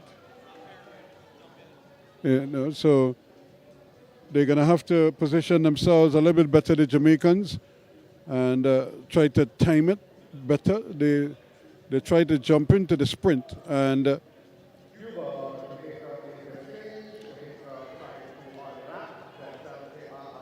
so they come on, still coming, trying to hook up with the front two.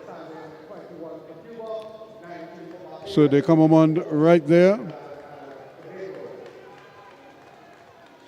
So now Tariq Woods is trying to get inside. And Woods is there.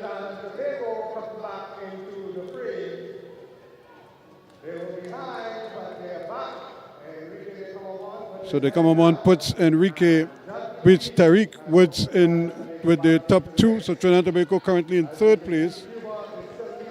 Cuba leading with 21 points, 19 to Barbados, 14 to Trinidad and Tobago. Trinidad and Tobago needs a win here, some one of these sprints, just to get back in the top 2 probably, or to get closer to the top 2.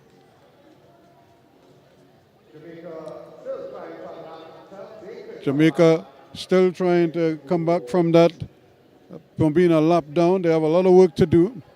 It's not going to be easy for them, but they're determined, and I'm sure they will continue to keep pressing, trying to get back into the mix.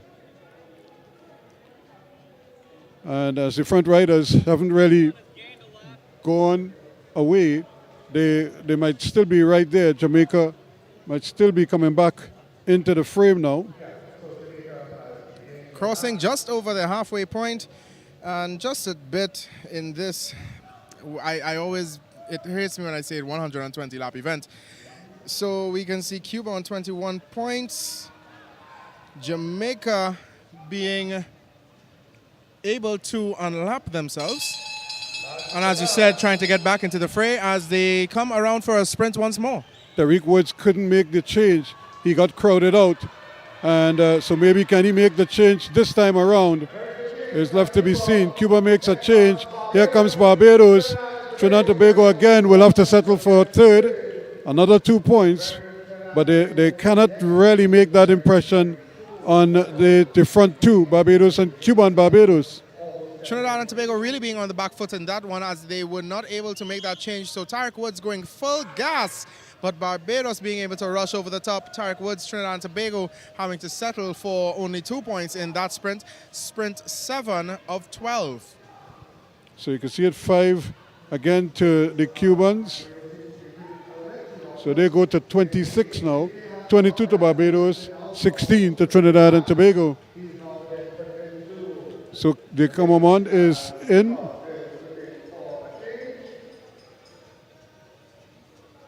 Cuba making a very smooth exchange as they've been doing all night, and a very decent Cuban delegation here cheering them on from in the stands.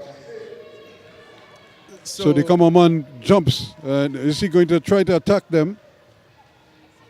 But they have it covered quickly. Cuba not allowing Trinidad and Tobago to get away. Tariq Woods resting up and calling on his teammate to swing him into this race.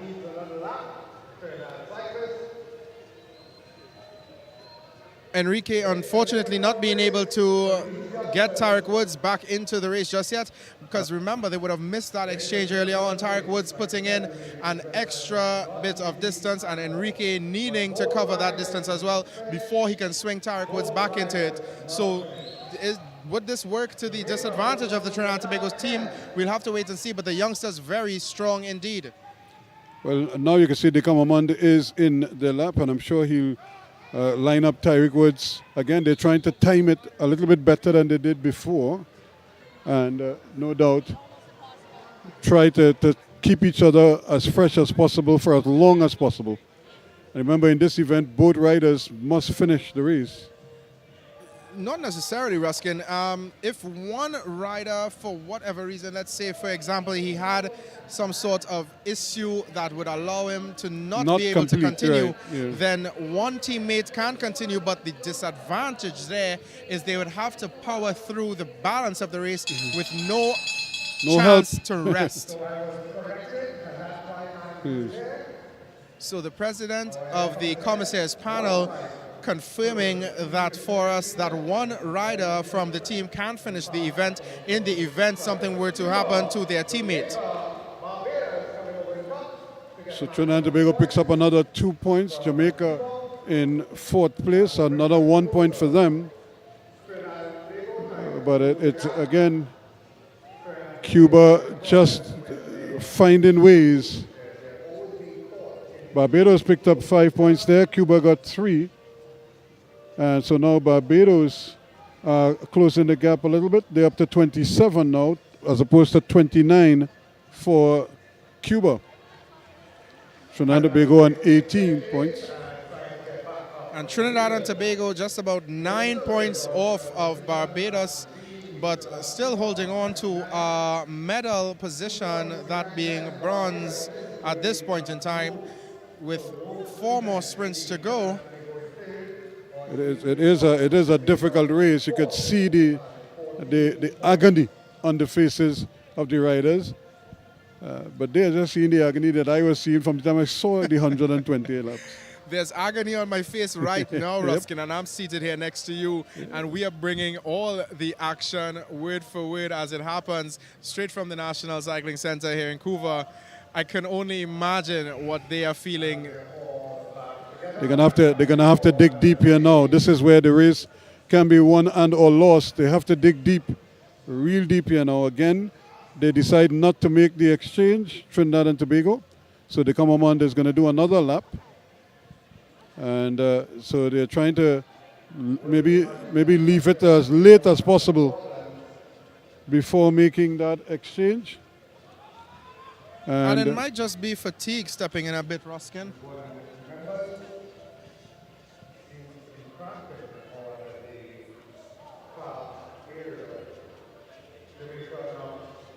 Fatigue stepping in a bit in these late stages of the race with 35 laps to go. The teams trying to stay as snappy and smooth as possible, but having some difficulty doing so. So now it's a chance here now for Tyreek Woods to come back in the fray. The Commander is going to try to sling him in. And here he goes. Tyreek Woods down in his handlebars, a time trial-esque position as he attempts to hold on to the wheel of, that looks like Edwin Sutherland of Barbados. So again, he's doing the smart thing. He isn't trying to burn energy unnecessarily. The Jamaicans, though, are intent on just powering through every so often, trying to see if they could probably steal a march. If nobody covers them, then they might just keep going. But so far, they're being pulled back. Jamaica being only 4 points behind Trinidad and Tobago, so a more dangerous position for Trinidad and Tobago to ensure that they must get points every sprint around to keep fending off Jamaica while trying to advance on Barbados. Are there going to be any exchanges there? Barbados in position to exchange. Trinidad and Tobago is still trying. They come on.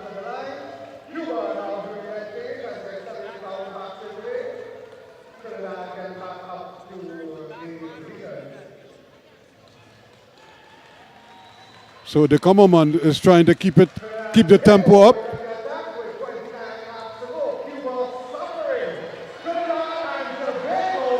So Cuba taking maximum points that sprint around, but it's Trinidad and Tobago that is putting a gap into the main bunch. Tecumamon looking over his shoulder to see a suffering Jamal Eastman of Barbados. So if Trinidad and Tobago can keep doing some smooth exchanges, this can be a very, very dangerous move indeed.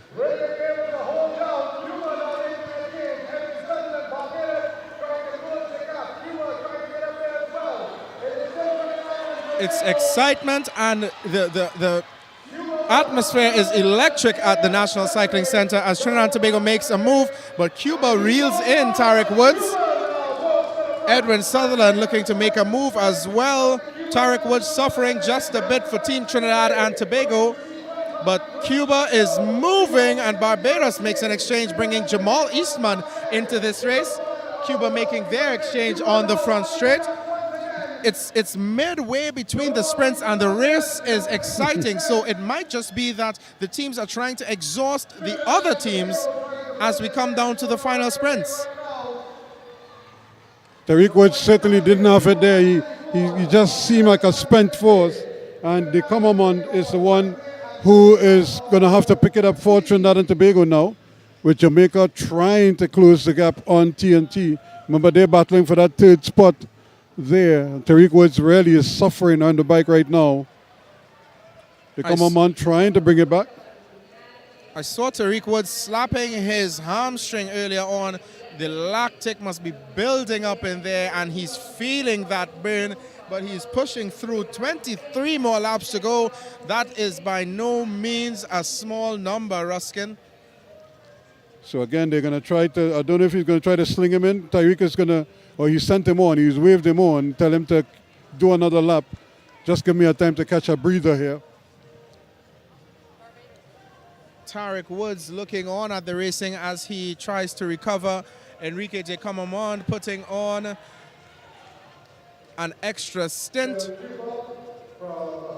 And it's Cuba from Barbados. Cuba on top with 34 points as they come around for the bell to grab another set of points. Sprint number 10. Of course, the Commonwealth is going to have to, he's going to have a tough time here, especially with Barbados and Cuba fighting here for this point. Very, very excellent sprint by Edwin Sutherland coming over the top of the Cuban rider.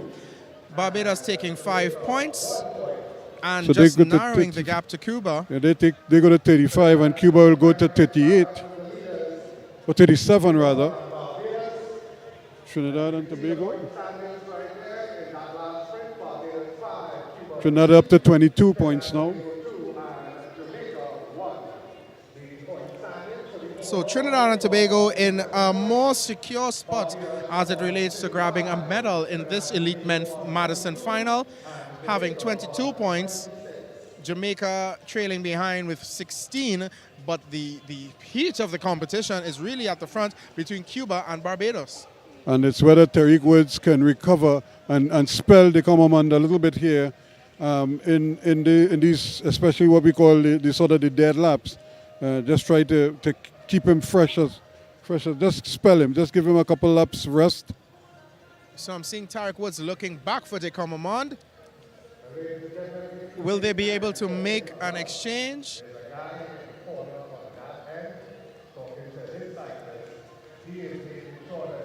So here they go. It's like Tariq Woods is back in, so he's gonna guts it out. And at this point, riders are trying their best to try to conserve energy as much as possible, just to try to set up 16 laps to go. So this is the business end here now. With 2 more sprints to go, double points on the final one. That's right. And it's Jamaica making a move on the front. Edwin Sutherland of Barbados holding on to his wheel. Cuba, third wheel, and Trinidad and Tobago, fourth wheel. So Trinidad and Tobago just needs to finish ahead of Jamaica, especially with double points on offer, just to make sure that they secure that bronze medal. So the tempo being picked up by Jamaica as an attempt, I must say, to expend the energy of the others. So it's really the strongest will survive as Trinidad and Tobago makes another exchange, bringing De Comamond into this race.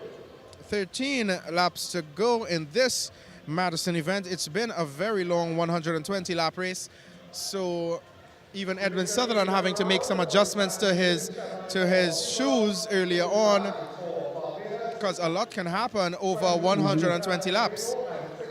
Well, the thing about it is that I think the race has kept people's interest despite the length of it. I think it has really kept people's interest throughout. So the fans are into it because they could sense especially when they hear the bell, everybody gets all excited in the stand. And on cue, here is the bell.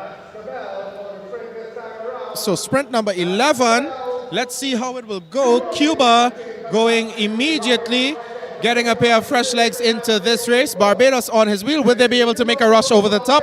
Jamaica is third at this point in time. De Comamond crossing the line, fourth wheel. So let's see who would have taken top honors in that sprint and what the point standings will now be updated to, and it's Cuba. Cuba, yep. It's second, Barbados at 3 points, Jamaica 2, Trinidad and Tobago 1. So Trinidad still in third with 23, but Jamaica up to 18 points now, so they're just 5 points behind. Cuba up to 42 points. So this one, Trinidad and Tobago has to try to get this one right, because this is single digits, but it is also double points for this next sprint. So Trinidad has to figure out how they're going to be able to position themselves. Forget the guys at the front. Think about Jamaica and how you could finish ahead of Jamaica with this final sprint. Double points, as you said, up for grabs. They can shake things up, because there's only 4 points separating first and second. So it's going to be a very interesting one. 7 laps to go. Jamaica is trying to make a move. Everyone finding that reserve of energy for these final 6 laps. Cuba making a very smooth exchange. Trinidad and Tobago also looking to make an exchange as they go into the front straightaway. Tarek Woods being brought back into this event by his teammate Enrique de Comamond. Whoa, by John Wright, the 4 longest. And that's a Bajan cyclist. He is down on the exit of turn 4. And look at the sportsmanship. The head coach of Team Trinidad and Tobago, St. Philip, of course, helping out the Bajan cyclist, a guy that he would have raced against. That's Edwin Sutherland. And sportsmanship, Ruskin, it's beautiful to see. Yep, it is. And it's all about riders. The riders, no doubt, understanding what is at stake here. And it's just because his teammate is going to need him. Certainly. Jamaica making a move. Cuba, Jamal Eastman of Barbados, Tarek Woods, Trinidad and Tobago looking to make that exchange going into the final stretch as they come to see 3 laps to go. Trinidad and Tobago, Enrique de Comamond, he is flying down the back straight. He is looking over his shoulder, looking at the rest of the pack. Double points up this last sprint around. 2 laps to go. 2 laps to go. Jamaica takes the bell going into that final sprint. Jamaica might be looking to take final double points. Tarek Woods getting back into this race. Enrique de Comamond looking to make that exchange, but it is Jamaica very close indeed. What a ride, what a ride. Cuba is also powering past Tarek Woods. My goodness, Ruskin, the excitement. Trinidad just couldn't make the exchange. The Comamond just couldn't get there. Once again, where do they find the burst of energy in these late stages? So what a finish. 10 points to Jamaica, 6 to Cuba, Barbados 4. Cuba, 48 points, 42 to Barbados, 28 to Jamaica, and Trinidad and Tobago 25. They just couldn't get that last exchange to get Tarek Woods to sprint. Trinidad and Tobago just slipping out of the medal places Enrique de Comamon and Tarek Woods, youngsters, amateurs to this Madison event, but Jamaica with a very, very tactical ride, going it all on their own in the final stages to grab those double points and get into that bronze medal position. But Cuba, Ruskin, Cuba has shown their prowess in these long distance events and grabbing 48 points and consistently performing smooth exchanges. The speed was there when it mattered, and Cuba takes the gold medal in this, the Elite Men Madison final. Ahead of Barbados with Jamaica third and TNT in fourth place. And 48 points as opposed to 42. And really and truly, just a 4-point gap, rather a 6 a point 6-point gap between Cuba and Barbados.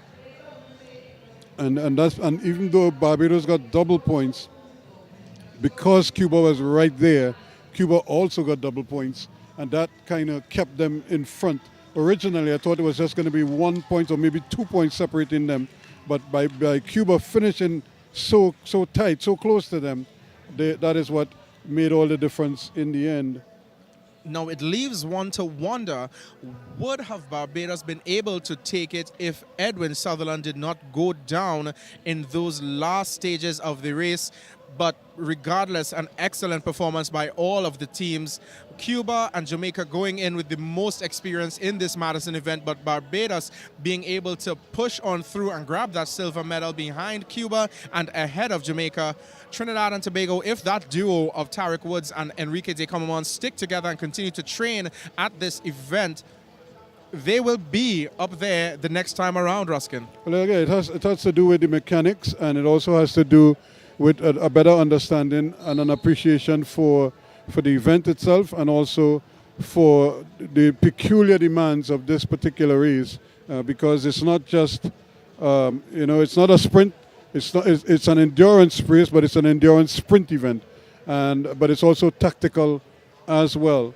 And you have to figure out where, because you saw where Trinidad and Tobago was in position, but they couldn't get the exchange done. Tarek Woods was probably in the wrong place at the wrong time, because when that rush started, he needed to get into the mix. He never got to him. And moving out of that electric event, we head into the bronze medal second ride between Adriana Sijagat and Toshana Dalga of Suriname in this, the Elite Women Sprint event. And of course, we have already seen where we had Dalga winning the first ride, and now it's up to Sijagat to try to see if she could pull something out of the hat here. Certainly, Sijagat leading and riding high up on the banking on the start-finish straight, keeping a very close eye on Toshana Dalga. And like I said, I'm sure she went home to do her homework, so to speak, in how do I race the very talented Dalga out of Suriname to possibly force a third and final deciding ride. Well, that is a question here now, and she tried to come over, but she didn't have that. She allowed her to come over because of the power that she has. Now she has to try to figure out if she could take it a little bit longer, but that is dangerous. Toshana Dalga is a very experienced rider and very talented rider at that, and she seems very powerful as well. Look at her as she winds it up here now. And that's the bell. It's still Sijagat from Dalga of Suriname. Trinidad and Tobago from Suriname as they go down the back straight. Toshana Dalga is looking to make her move over the top. Will Adriana Sijagat be able to hold her off? It does not seem so. So Toshana Dalga of Suriname is taking the bronze medal in 2 straight rides in this, the Elite Women's Sprint Final. Toshana Dalga showing her experience. Adriana Sijagat very young indeed, but she has very far to go. So looking at the replay, Ruskin. Again, it's too much power. Look at how easily she covered Sijagat, and by that time the race is pretty much over here, because once she draws the level like that, it's hard to try to stay with her after that. And look, she's not even pushing now. It's really just allowing the bike to take her home. So she did all the hard work on that back straightaway. And basically, once she got level, you could see here, she was just about a bike and a half behind. But look at how quickly she just got it into gear, and she just cruised alongside her. She wasn't even pushing here. Now she pushes, and she's already level. And that's right, Dalga, a specialist from coming around, and once she was into turn 4, she was already ahead of Adriana Sijagat, and the gap just extended as they came into the final straight, and that was that. So a convincing ride. So that's your bronze medalist, 2 straight rides. So she will take the bronze medal in the women's sprint event. A 4th place for Adriana Sejagat.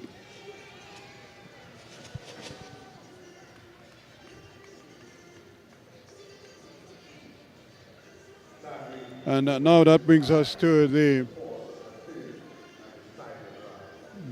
ride for 1st and 2nd.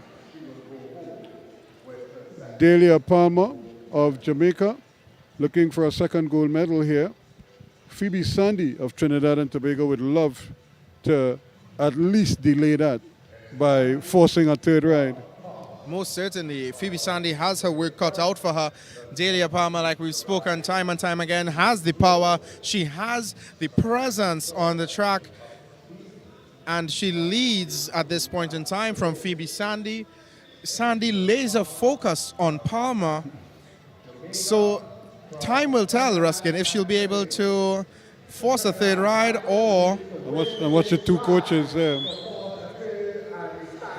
Robert Faria and Jacine Phillips. Former TTCF President Robert Faria, he's been coaching Delia Palmer for quite some time now, and Jacine Phillips coaching his cyclist Phoebe Sandy, and Phoebe Sandy makes a move on Delia Palmer, looking to come over the top as they go down the back straight, going into turn 3, but Delia Palmer still has the sprinter's lane. Delia Palmer powers through, Phoebe Sandy not having the legs to come around, but what an attempt by Phoebe Sandy to thwart the efforts of Delia Palmer. But Delia Palmer of Jamaica taking the gold medal in 2 straight rides. Look at the replay, Ruskin. Phoebe Sandy really put it all out. They almost touched. Watch her there. And she just kind of widened when she got the touch. You see, they're close here, and they're both holding their lanes. And then it's almost like just as they were about to make that bend, they almost touched here. And you can see her just widen. And by that time, race is over. Can't get back in that lane again. Delia Palmer, your elite woman match sprint champion, right here at the National Cycling Center for the 2022 Caribbean Track Cycling Championships. We're going to be hearing the anthem of Jamaica once more. Delia Palmer adding another gold medal to her collection, but Phoebe Sandy taking the silver medal in what I must say was an absolute beauty of a ride. Phoebe Sandy very young, Delia Palmer very experienced, so it is what it is, Ruskin, and development will come. See, she was just trying to get ahead here, but either she didn't want to infringe, so she just kind of backed off, and that cost her right there in the end. Whereas a more experienced rider would have just kept her shoulders there and pushed to the line. I mean, I've seen Keirin event where men head were touching each other, going to the line. You know, they're not backing off at all. Yeah, we spoke about Palmer's presence in the sprinter's lane. Once she's locked in there, there's no getting in, so you have no choice but to come around. And speaking of coming around, we'll be coming around to the 4th event of the Omnium. That is the points race for the elite women. And looking at the standings at this point in time, Amber Joseph of Barbados sits in 1st place with 120 points. Following her, it's Quevedo of Cuba with 110 points, and Claudia Barro of Cuba as well, rounding out the podium with 106 points in 3rd place. So Trinidad and Tobago's Ramirez in 4th place right now. So with some work to do, she has 102 points opposed to the leader, Amber Joseph, with 120 points. So 8 sprints. So this is going to be another interesting battle. 80 kilometers. So it's a lot of riding still to come.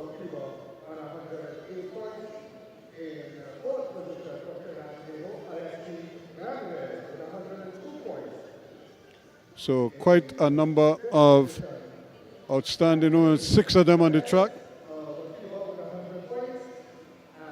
So a lot to work for here. They're looking for points.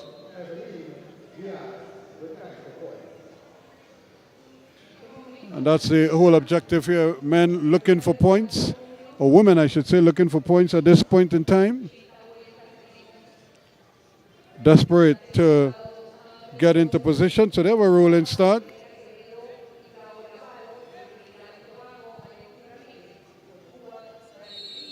And this is the official start, and you hear that whistle. And they officially started the race. 20 kilometers, 80 laps of the track. The points race, Ruskin, we're very familiar with. We would have seen different iterations of it with the elite men yesterday. In this case, 80 laps rather than the 100 that the men did. So this is the final event of the Omnium. Amber Joseph, she'll be seeking to retain her top spot. However, the Cubans, very, very much worthy adversaries. So we'll see how this points race unfolds. 10 and 12 points adrift. So they are not out of striking distance, so to speak. So I'm sure they'll be trying to somehow will each other into maybe try to see if they could push for the first place, put some pressure on Amber Joseph, and see if they can get her to blink. And looking at the top 4, Alexi Ramirez currently being in 4th place with 102 points. It's very, very close indeed. So any cyclist being able to get successive amounts of points, it can most certainly shake up the overall standings. Well, the thing about it, right behind Alexi Ramirez, we have 2 Cubans who are just 190 points. So even the top 5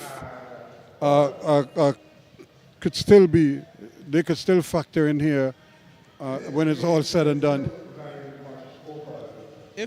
If I was a gambling man, Ruskin, I would not know which cyclist to put my money on in this particular event. It's been a great competition thus far, and who knows?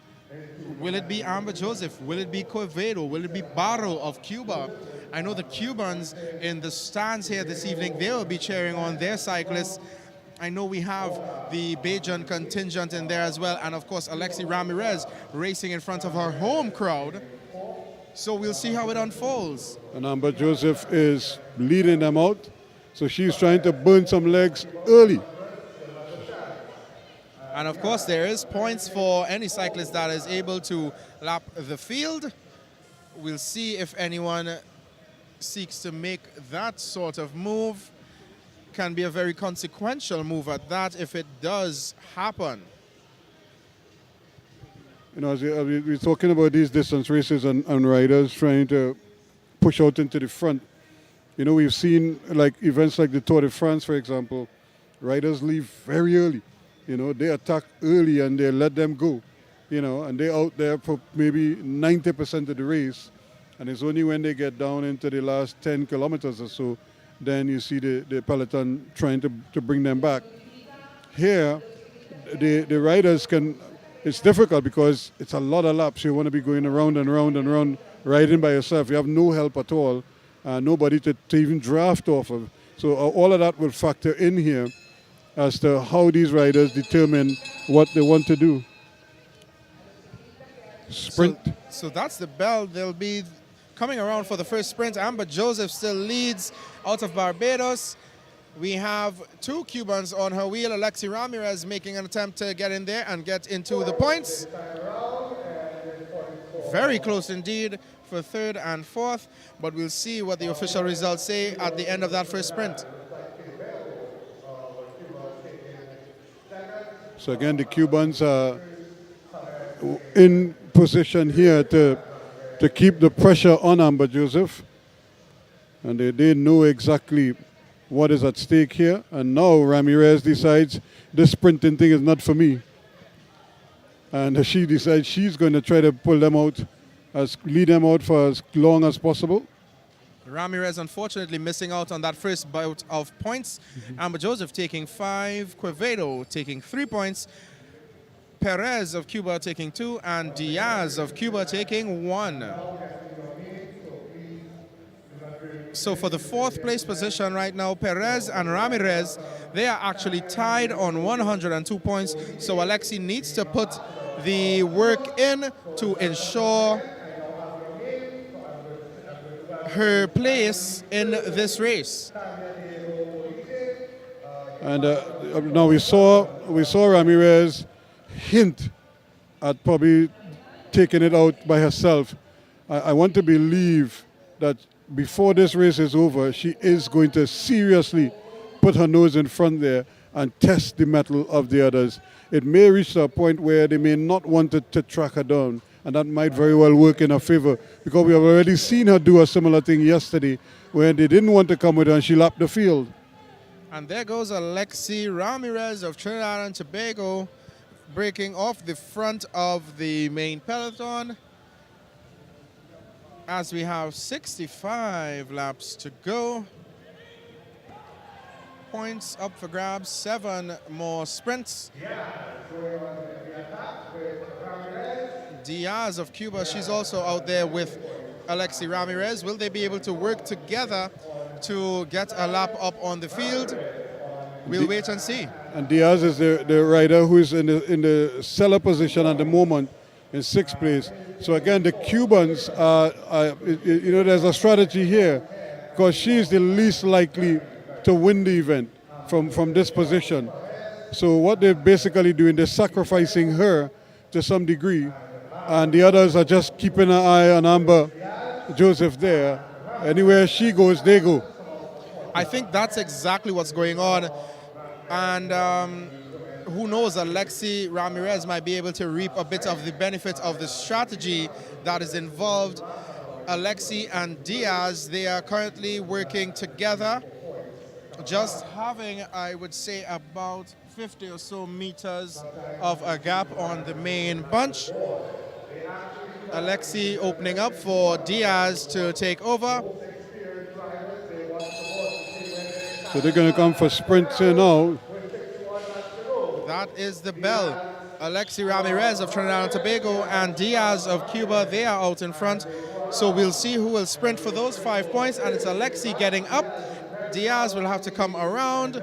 Will she be able to? I'm not quite sure, but Alexi will be looking for those points, but it's Diaz just pipping Alexi on the line.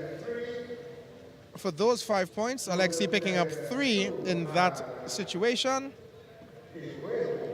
So she will go to 105 now, and Diaz will go to 96.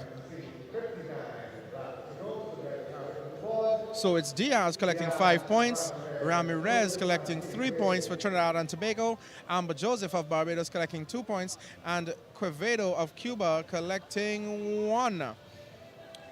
Now this can work out to the benefit of Alexi as she takes the 4th place position with a 3-point lead over Perez of Cuba, who Perez was not in the points that sprint around.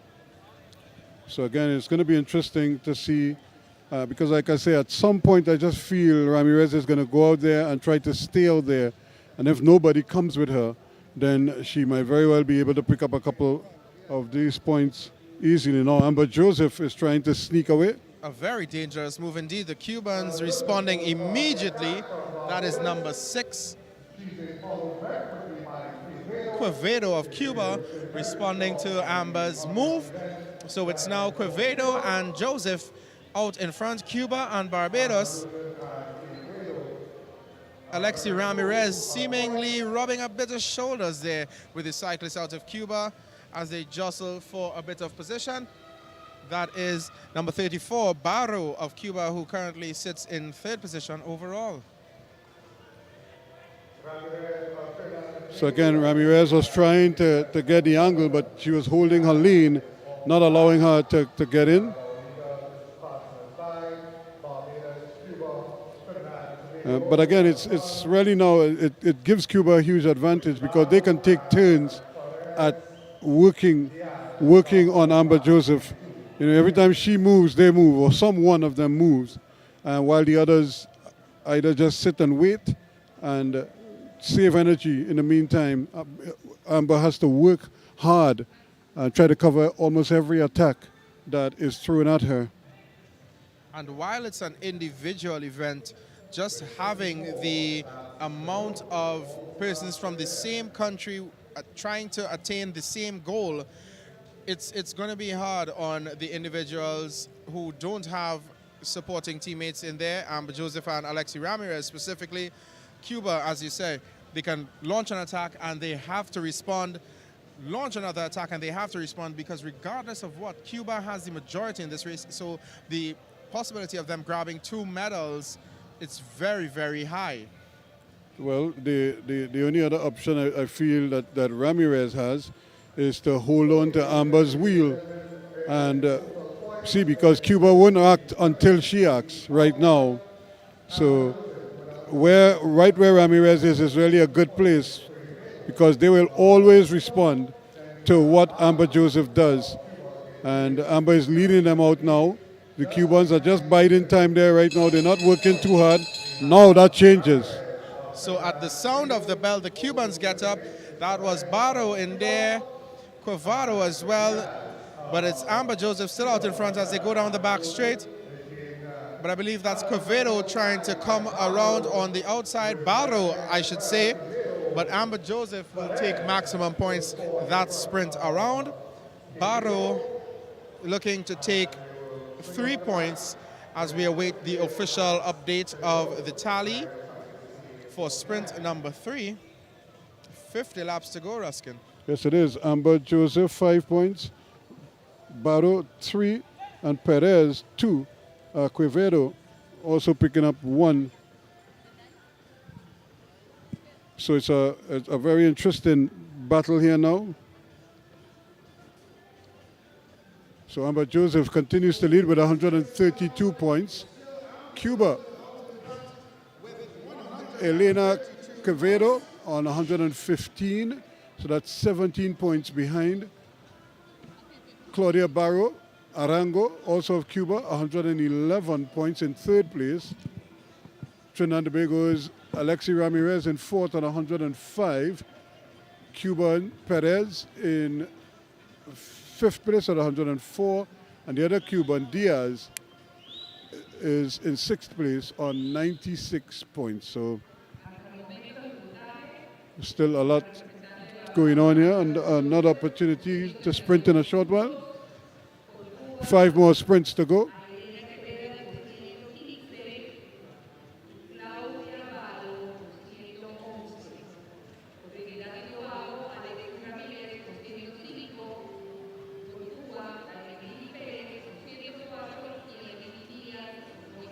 So they're just rolling around the track right now. Nobody is pushing. It's almost like they're just resting for the moment, waiting to see who will blink first. And Ramirez climbs up on the bank. And Amber Joseph, not afraid to lead,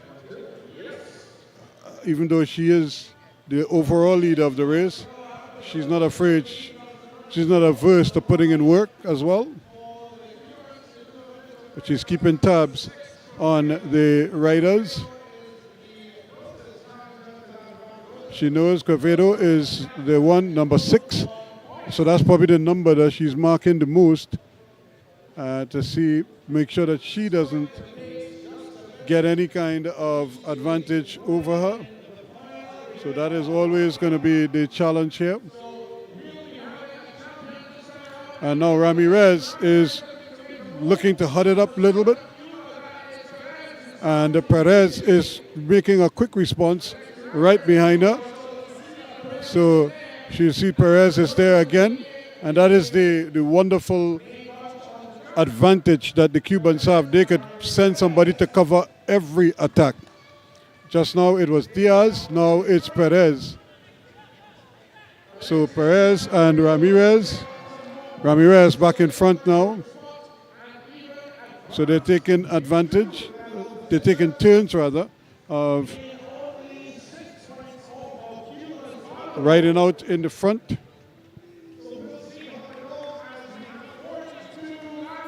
So 42 laps to go.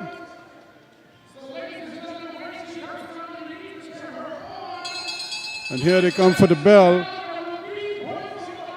So this will be points on offer here. And the first and second looks to be settled. It's now a question of which of the ones behind will go for third.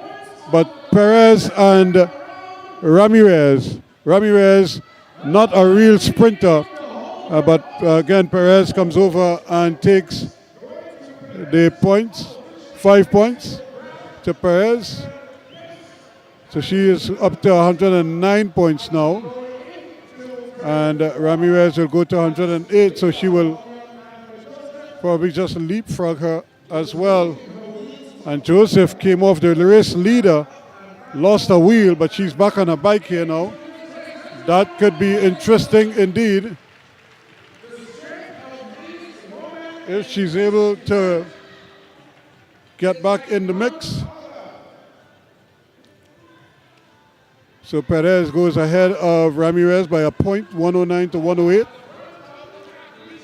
But they are in the front, and you can see Amber Joseph right back in the mix there.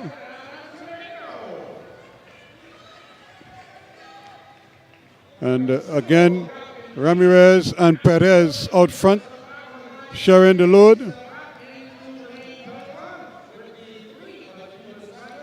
But you can see Perez not really forcing the pace. She's just waiting for her teammates to probably bring it back. It's up to Ramirez, it's around to Alexi Ramirez to drop the hammer. But again, Perez just sort of biding time there. She's not really pushing it. And that will allow her teammates to make a connection sooner rather than later. But she still has to account for Ramirez, and whether Alexi Ramirez decides she is going to push and push and push. Perez, Damelin Perez of Cuba right there with her.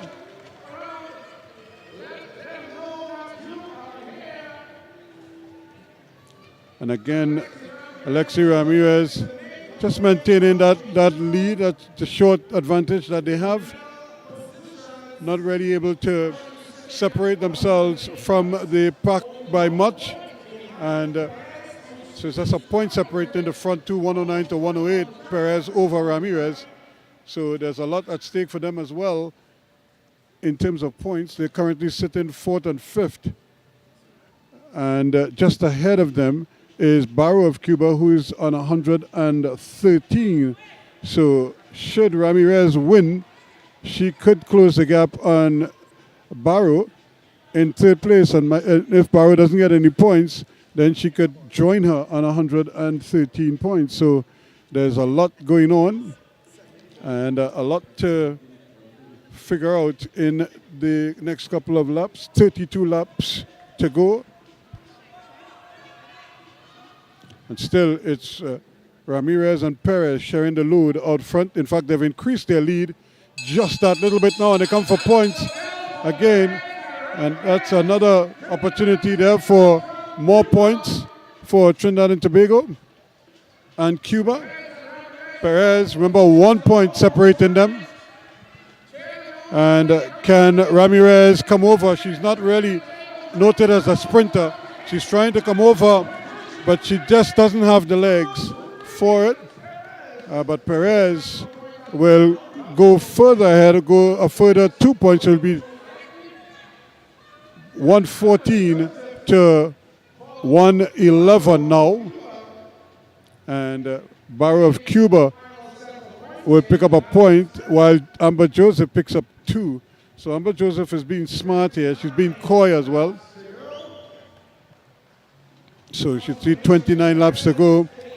And of course, Perez and Ramirez continuing their battle. And now they have 2 Cubans on 114 points. Perez moves up to 3rd. Barrow is in 4th. And Ramirez is in 5th. As we see the main bunch of 4 riders still just taking it easy, not really sprinting. And the gap is widening with these 2. 3 more sprints to go. The last one, again, double points. And if you could connect, you get 20 points. So there's a lot going on here right now. So I think the back point realized that they so there are also points up for grab for lap in the field. So these 2 riders have a great incentive to do just that.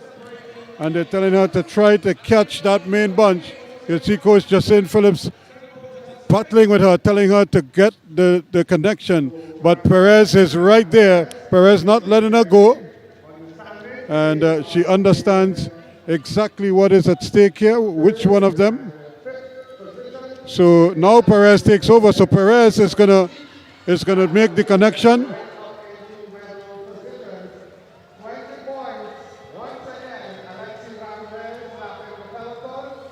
So Alexi Ramirez and Perez, so both of them will get points.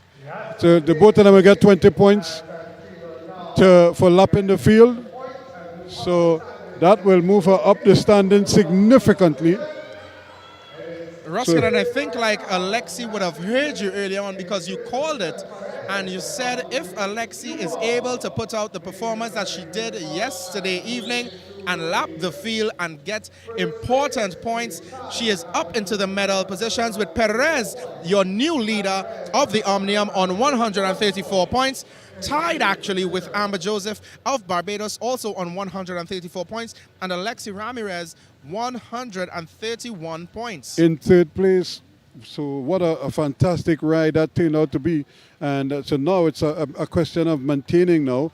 Can she recuperate quickly enough and just stay in the groove here for the time being? But then knowing Alexi, she might want to go again, you know. She's that kind of an animal. She doesn't give up that easily. And that's it. I think attack is the best defense in this sort of race. Alexi taking the bell, Amber Joseph on her wheel. So it's points again this time around, the 6th sprint of this 80-lap Omnium event. But she's not really a sprinter, and that is the advantage the others have over her. She's not a sprinter per se. So now Diaz stays at the cellar position. Remember, Diaz was out front with Ramirez the first time she left. So they switched her out. Perez went with her. And now look where Perez is. That's right. Perez is on top with 134 points, tied with Amber Joseph. But we are waiting the update of the point standings from that final sprint. So Amber Joseph taking 5 points for Barbados. So Barrow of Cuba with 3 points. So Amber Joseph leapfrogs Perez back into the lead. But Ramirez stays in 3rd place on 131 points. Unfortunately, not being able to get into the points that time around, Alexi Ramirez for Trinidad and Tobago, but she has done significant work to get to where she is right now. So what she's going to do is try to maintain that position because she has a significant gap over that of Quevedo, who is currently sitting in 4th place. So just a couple more points here and there should ensure a medal position for Ramirez. But the thing is, this is where it becomes critical for her with 17 laps to go as they come around. She now has to figure out what are her options here now. How does she get points? She cannot get points in a sprint. That is not her thing. She is not going to get points in a sprint. We've seen almost everybody else on the track are better sprinters than she is.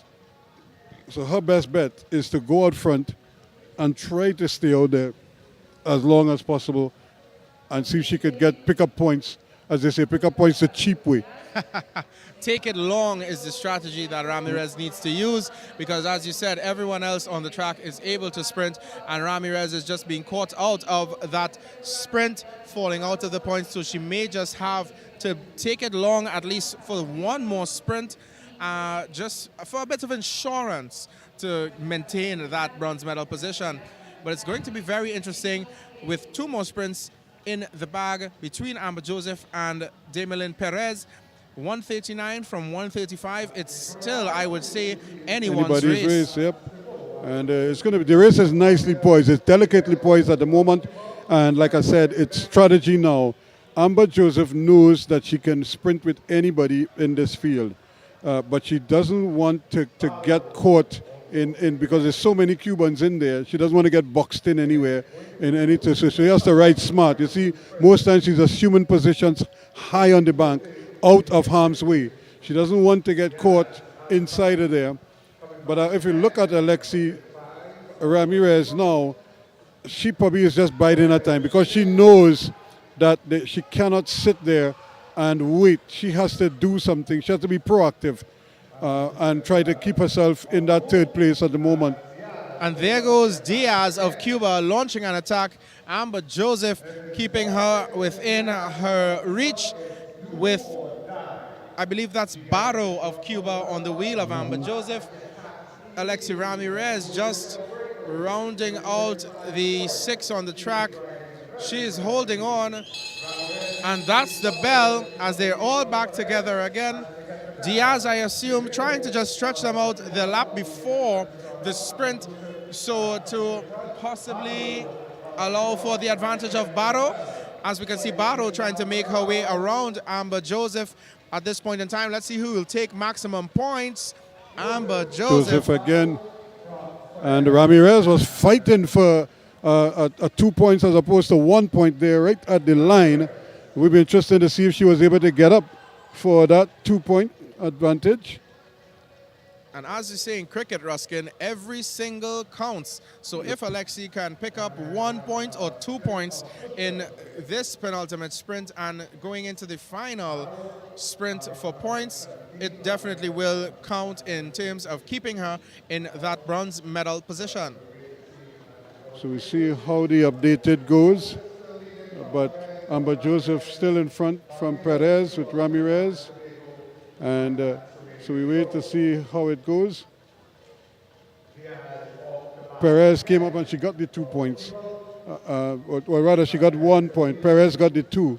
So Perez just knows her out for the 2 points. But what it means is that Amber Joseph goes to 144, 137, 132. And Alexi is now 12 points ahead of 4th place. And Diaz is the sacrificial lamb on this team. She is the one that they're sending to hot it up now and to kind of force Amber Joseph to try to respond to it. And she has to respond early. There's still 7 laps to go, you know. So this is all about strategy here now. And the Cubans are using her as the sacrificial lamb because she is at the bottom of the table. You know? But it's double points for the final sprint, Ruskin, as we see 6 laps to go. You know? They're all back together again. So this is where I think that Ramirez has to take a calculated risk here and try to get up there, even if they catch her. But she has to be, there she goes. Because she can't sit and wait. She's not a sprinter. Sprinting is not her strength. If she sits there, she is a sitting duck. So she has to figure out what is my best option here in this situation. So certainly she's measuring the legs of Perez, because if we look at the double points up for offer in the final sprint, if Alexi Ramirez of Trinidad and Tobago is able to position herself in the correct way, she can even jump a position in this race. So it's going to be interesting here. She's on 132 as opposed to 137 for Perez and 144 for Amber Joseph. So when does she make her move? That's the question here. Because again, I don't think she can afford to just sit and wait and allow the others to just come over and pass her in the sprint. Because the sprint is not her friend right now. That's it. As they'll be coming around to see 2 laps to go, it's currently Amber Joseph of Barbados on the track from Barrow, from that looks like Perez, from Ramirez. So she's stayed in the sprint because they only have 2 laps to go. So she's waiting to sprint. Diaz looking to make a move off the front, and she's done this time and time again in this event. Diaz going off on a break on the penultimate lap, and that's the bell. Amber Joseph is going to pursue Diaz, and Amber Joseph is going over the top of Diaz, looking to take maximum points to ensure. Well, here comes Ramirez. Ramirez found a bit of gas in the tank to take 3rd position in that third. sprint. She would have gotten the bronze medal. And the winner, of course, is Amber Joseph. And she confirmed it with an emphatic ride at the end. 154 points.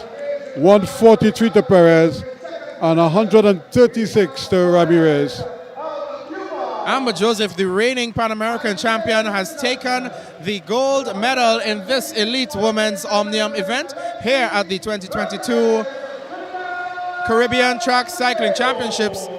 Damelin Perez taking the silver medal for Cuba, and Alexi Ramirez putting on a stellar performance, lapping the field, gaining that 20 points, putting her in the position that she needed to be to get onto the podium.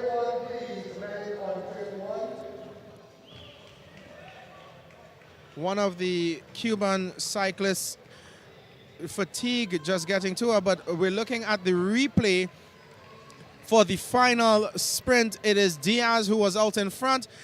Amber Joseph powering her way down the back straight away into turn 3, confidently confirming her top position in this event.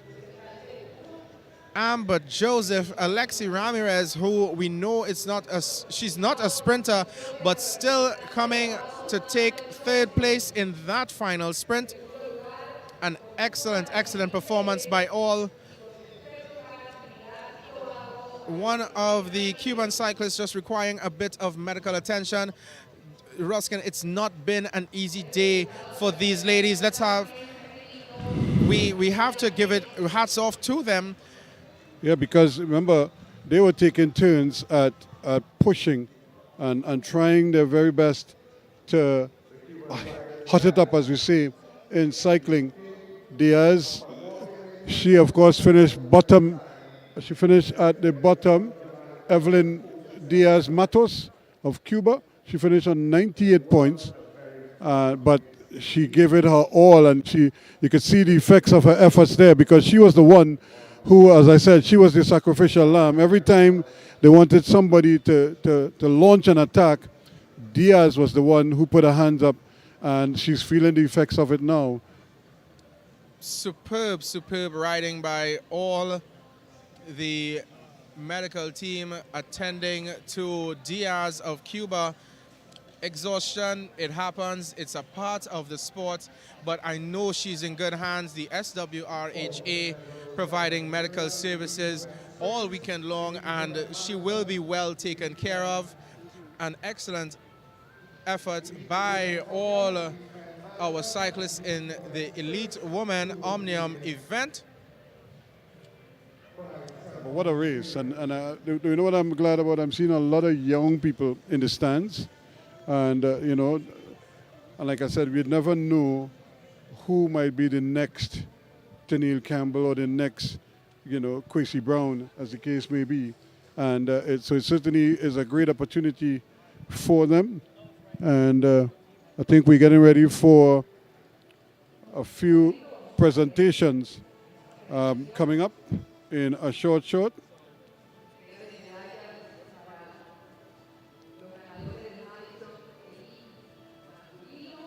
We've had some outstanding rides already, and we still have one or two amazing events to come.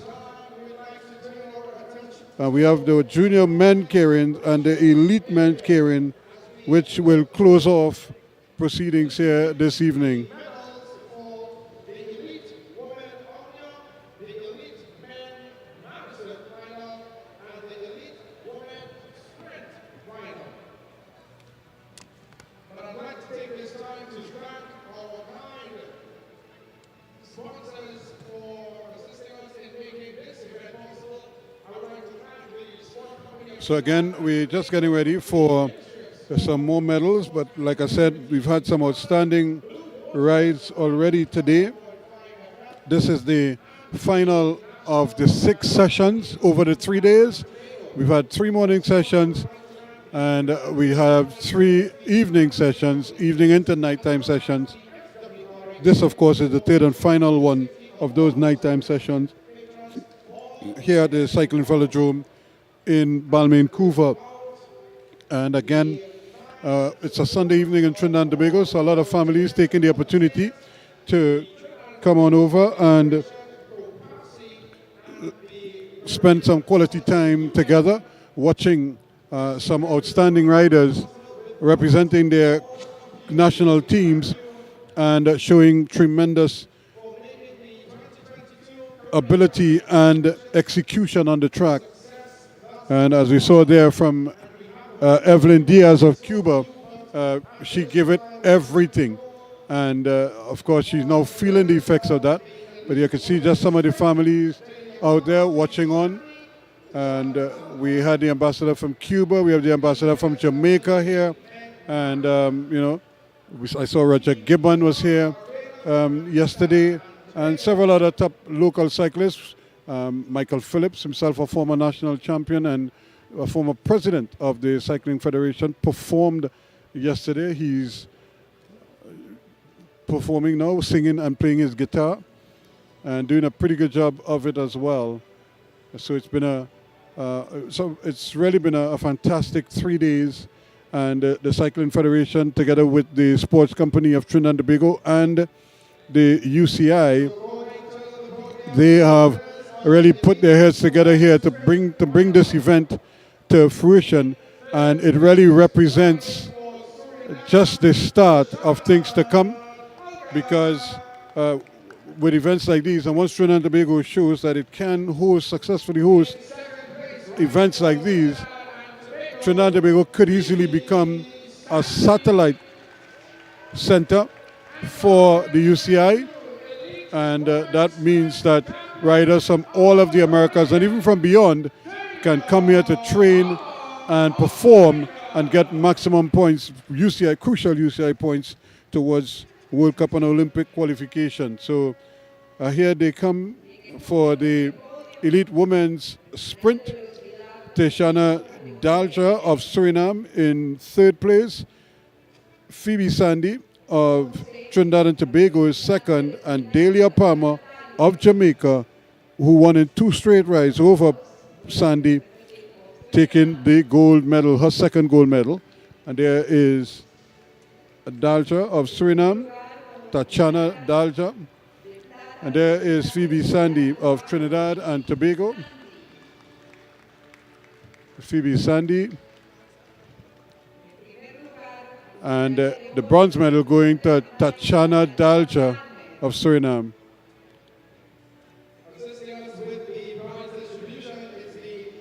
And there's Palmer putting on her Caribbean Championship jersey.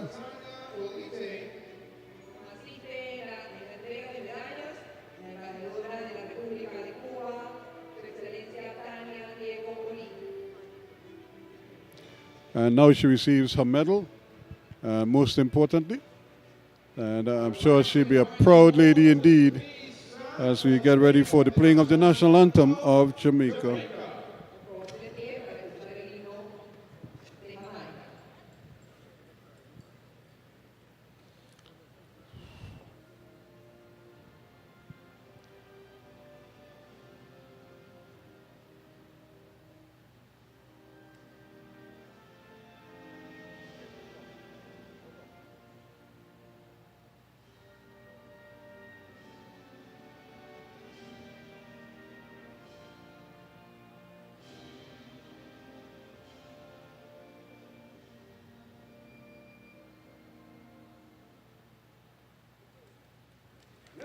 So there is the national anthem of Jamaica.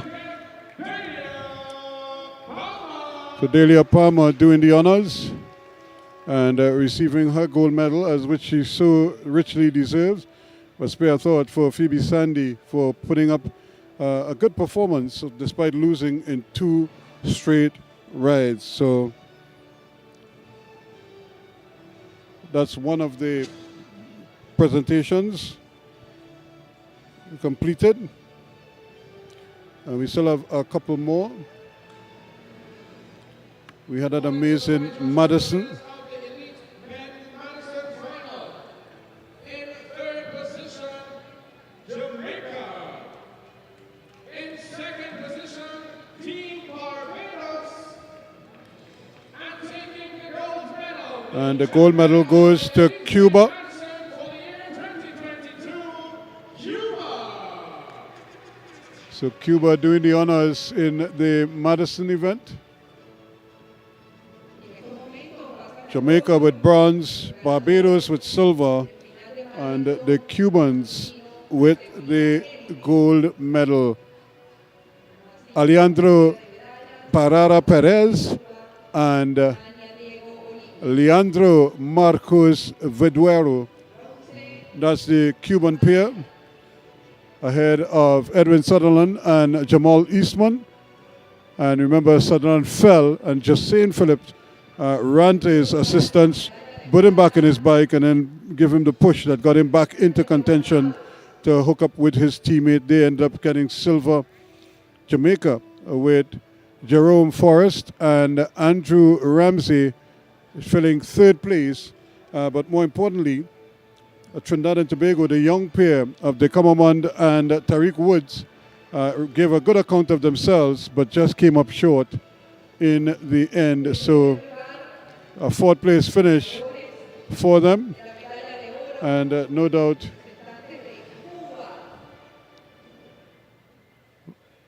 a strong showing from them, not good enough for a medal, and they were not out of it until at the very, very end. When that sprint started, they just didn't have the opportunity to make the exchange that was so desperately needed at that point in time, just to get Tariq Woods back in the fray, so he could sprint with the others. Instead, the Commonwealth had to do it alone, and ended up coming up in 4th place. So we get ready for the playing of the national anthem of Cuba.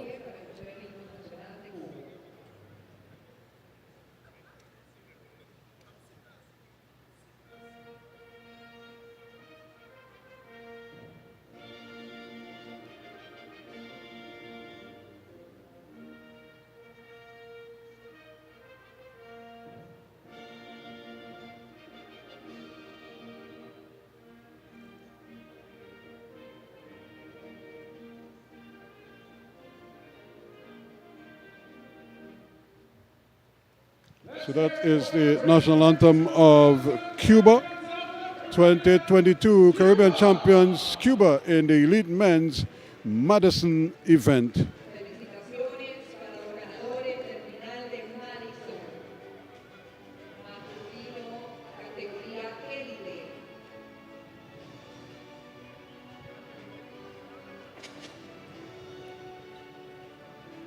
So those are the presentations for the time being. I think we'll do the women's Omnium together with the men's Keirin events at the end.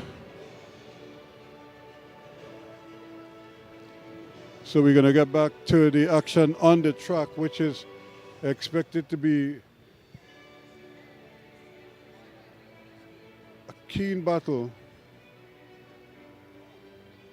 And again, our congratulations to Amber Joseph of Barbados for winning the Elite Women's Omnium. Demelin Perez Quesada of Cuba was second, and Alexia Ramirez of Trinidad and Tobago was in 3rd place. Remember, coming into this evening's event, Trinidad and Tobago led the medal standings with 16, 8 of them gold. So it will be now an opportunity for them to do it. They were originally I thought they were going to do the medal presentation with the women, but I think they've delayed that, so that will come later on with the after the Keirin events.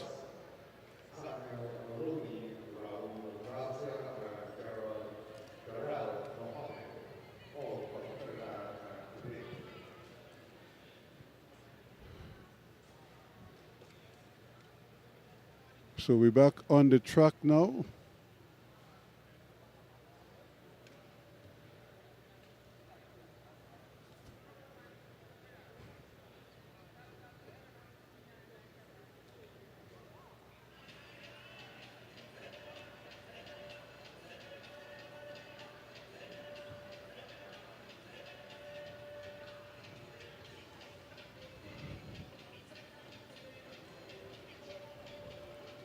So we just see the riders just getting final instructions. Everybody has a voice in the air more than anything else, just telling them what to expect.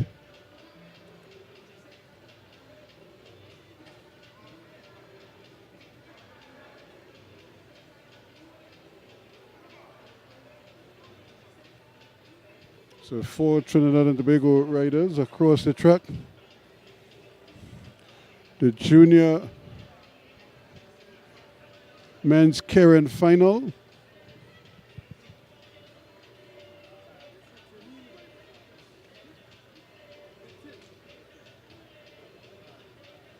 And we have Devante Lawrence, Samuel Meloni, Raul Garcia, and Jarrell Mohammed all in the mix here.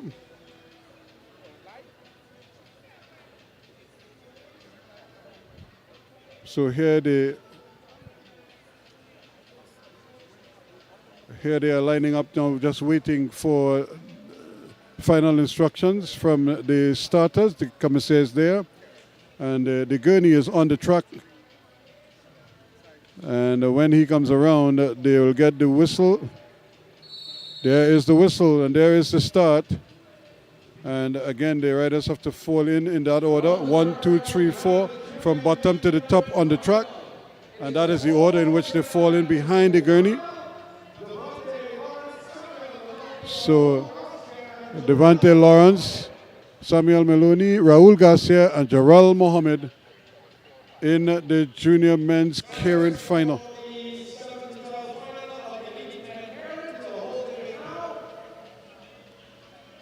So we can see the riders just making it around with the, so 6 up, 3 of them with the gurney, and then 3. Then the next 3 is man against man. After that,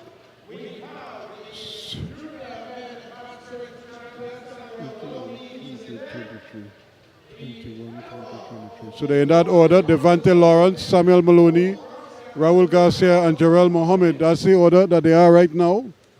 Meloni and Lawrence, we've seen them battle already. And Lawrence won one, Meloni won another one. This one could separate the two of them. Now, so with 3 laps to go, the gurney exits the track. And now here they are now, making their move. Devante Lawrence stays on the inside. He's at the white bike. He stays down low. The others are coming. Meloni is right there with him as well. Raul Garcia trying to show speed. Here they come again. Still sprinting there. Meloni is coming very fast. Indeed, he comes to the bell now. So this is where it is. Devante Lawrence just seemed to got it all wrong. And here goes Meloni. Meloni is going to win it. Raul Garcia and Jarrell Mohammed. Meloni, Garcia, Mohammed.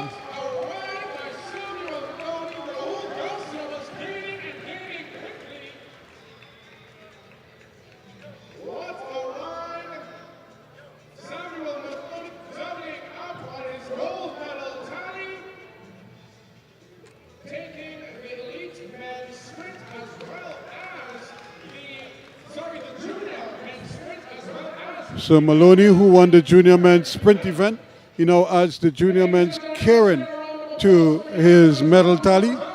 So another gold medal to this young man, Samuel Maloney from TNT, ahead of Raul Garcia, also from TNT, and Jarrell Mohammed, also of Trinidad and Tobago. Devante Lawrence, who might have been favored in this race, seemed to get his tactics all wrong. He just seemed to run out of gas just as they got bell, and that basically was that for him. His race was over there. He slipped back to fourth place and never had a chance of getting back into the fray. So again, tactics crucial in this event, and he probably burnt up so much energy trying to get a lead on the second to last lap that he had nothing to come home with. And by that time, Maloney had kicked it into gear, tracked him down, went past him, and he couldn't respond at that stage. So again, it's all about the strategy for the riders and how they can manage those situations. So again, we're now getting ready for the men's, the senior men's, or the elite men's Keirin final.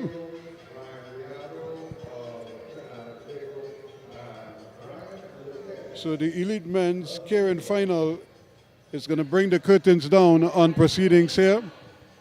And what a way to end 3 fantastic days of cycling with, well, we could call it a bunch race, but it's a bunch race of a difference, really. And quality all over the track. Certainly, Ruskin, the Keirin event, it's a favorite of many because it gives you the element of bunch racing as well as all-out sprinting. And in this 7-12 finals, we have the likes of Hasim McLean, Zion Polito of Trinidad and Tobago, Zoe Boyd of Jamaica, Ryan Dabro, also of Trinidad and Tobago, and Brian Lopez of Cuba. A very, very well contested bunch for this 7-12 final. I would imagine Lopez might be favored here, although Zion Pulido might be having designs on finishing 7th overall. But I would like to think that Brian Lopez of Cuba might very well be the one to watch in this event, with Pulido also factoring in as well. Hasim McLean, there's the old man in the bunch. And I only say old because he's been around for so long. He's been wearing national colors now for what seems like an eternity. Hasim been in and out of the national team. He's been in and out of cycling, essentially. So it's good to see him back in the saddle. And hopefully, as he continues to grow and get back into that kind of form that we know he has, who knows what the future holds for him. Most certainly, and I won't leave out Zoe Boyd of Jamaica. We have seen that he has the ability to take a sprint very long indeed. He's done so earlier on in these championships. So starting in the middle of the pack, he will be 3 off the back of the Journey in this 6-lap event. Of course, the Journey comes off with 3 laps to go, and it's an all-out sprint from there. Young Ryan Dabro as well. Only 5 of them going though. Oh yes, it's only 5 of them in this final. Young Ryan Dabro also there in the mix for Trinidad and Tobago. Who knows? Youth might play into his wheel well today, and he may just be able to surprise us. I think it's very evenly contested, so we'll see how this one goes. Well, and these are the riders who just missed out on making it to the final. Only the top 3 in those heats would have advanced to the final, which is to come next. And so we're going 1 through 6, and then 7 through 12.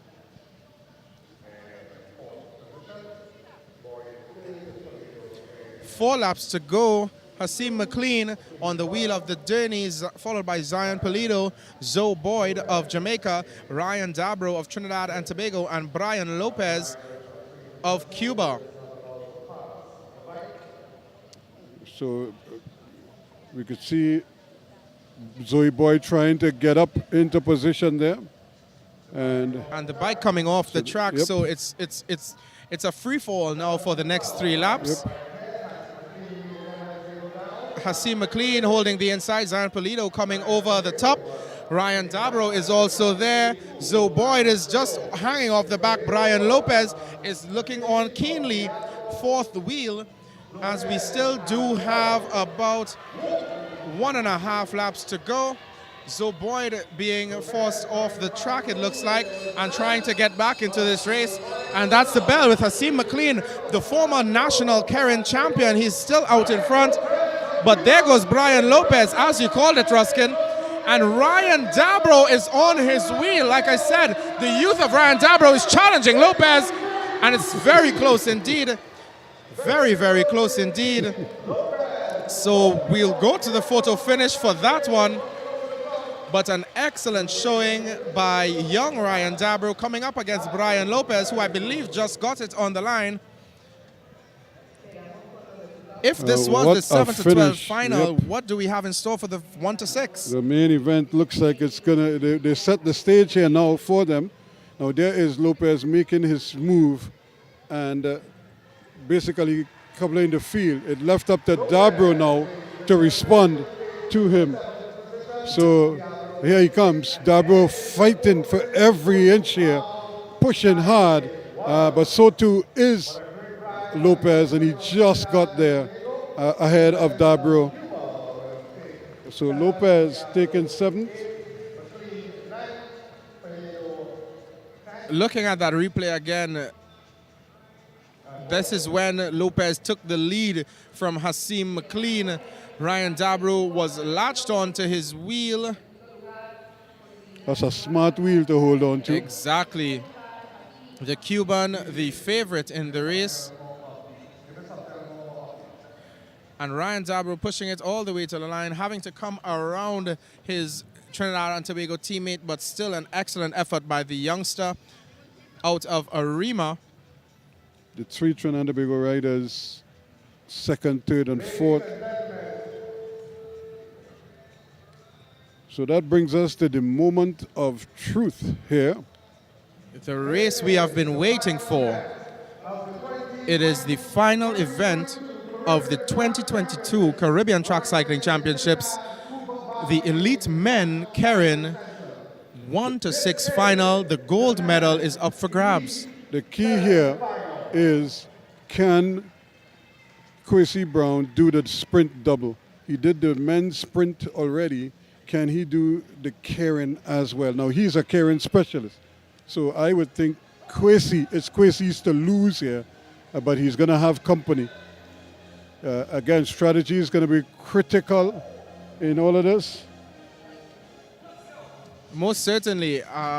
Kwesi Brown has the talent of finding the room, and he has the speed. So in this final, we have Malik Reed of Jamaica, Kwesi Brown, of course, of Trinidad and Tobago, the former Olympian, Zavi Wadili of Suriname. I would say the underdog, but showing excellent performance to get into the final. Kyle Carabai, also of Trinidad and Tobago, Tony Garcia of Cuba, and Lamine Wright of Jamaica. A full field. And we are 6 laps away from knowing the champion of the Caribbean in this current event. So a very interesting lineup. And here we go. For the first 3 laps, they will ride behind the gurney in their predetermined order. And they'll just have to wait for that. So this is the curtain event, ladies and gentlemen. So this is this is where we say goodbye. Trinidad and Tobago having 2 cyclists in this event. The favorite, of course, being Kwesi Brown, the Keirin specialist. He is 2nd wheel, just behind Malik Reed. And Ruskin, the excitement is there. The atmosphere is electric.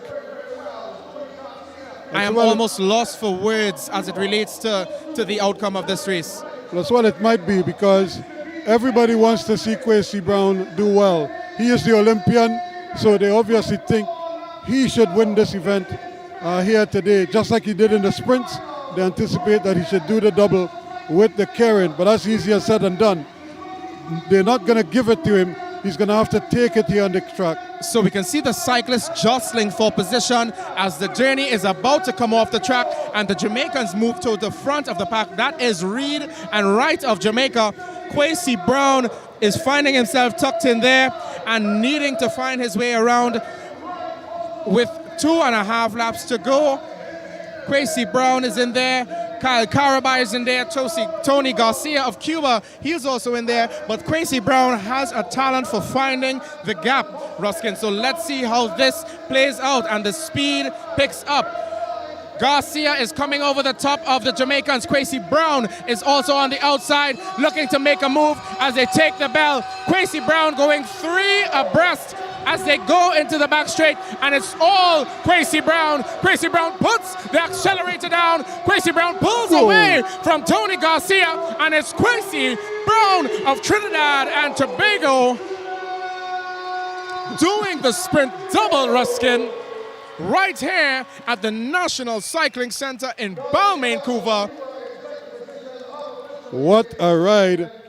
But certainly, Kwesi Brown, from the time they took bell and he got that little room, he was gone. He didn't wait. He just took off and said, catch me if you can. And nobody could catch him. Absolutely. But if you saw behind, there was almost a crash there, and Carabai had to go high up on the bank. Certainly well. the officials will be taking a look at that to see if there are any warnings or relegations to be issued. So we await the official word on that. But reflecting on that last lap, Kwesi Brown, Tony Garcia, and the Jamaican, I believe that's Lamin Wright, they went into the final lap 3 abreast, and it was Kwesi Brown and Tony Garcia entering turn 1 and 2. And on the back straight, Kwesi Brown put the pedal to the metal and got it done. The sprint double, your Caribbean Keirin champion in the elite men category, Kwesi Brown of Trinidad and Tobago. What a ride indeed by this young man, showing all that experience and, you know, going to the Olympic Games, riding with some of the best riders in the world, getting up among some of the best riders in the world, just missing out on a top 6 finish. But certainly learning from that experience, because just like in the Olympics, he got boxed in there a little bit, but he found a way to get out of it, which he didn't do at the Olympic Games. They got along his shoulder and they basically left him there. So by the time the rush came, he was fighting to get around to try to come over the top. By that time, it was way too late. Here, he somehow found a seam and was able to wiggle his way through. And from the time he got level, from the time the sprint started, first he got rid of one Jamaican. Then the Cuban came with him. Then he got rid of the second Jamaican rider, and he just went for it after that. Cuba tried to come with him, but they couldn't catch him on this day. He was too determined, and more importantly, he was well rested, because after he went in that scratch race earlier, that elimination earlier, we didn't see him at all until now. He didn't do much after that, so he was well rested, and it paid off in the end. Wow, Kwesi Brown, a mighty, mighty man indeed. Now, as you were referring to Kyle Carabai having to go very high up on the track, as at the exit of turn 3, there has been a relegation, that being Xavi Wadili of Suriname has been relegated to 6th place, and we'll get the exact reasoning behind the relegation. Of course, well, just coming up on our screens, it's for moving outward with the intention of forcing the opponent going up the track. So that's where we saw Kyle Carabai go up the track to avoid any collisions with Xavi Wadili of Suriname. Very unfortunate, but a great talent in young Wadili of Suriname. Also has very, very far to go. Certainly is a fantastic ride by him. So we're getting ready for the final set of presentations here today. We have the women's Omnium, and we also have the junior men's and the elite men's Keirin medals to be presented here this evening. So it's going to be And there you see Quincy Brown really putting the hammer down and just speeding away. And the thing about it, nothing else is moving but his legs. The body is as still as ever. The head is still. And he's just powering his way to the line. So we have the elite women's Omnium in third place. Alexi Ramirez of Trinidad and Tobago in third place.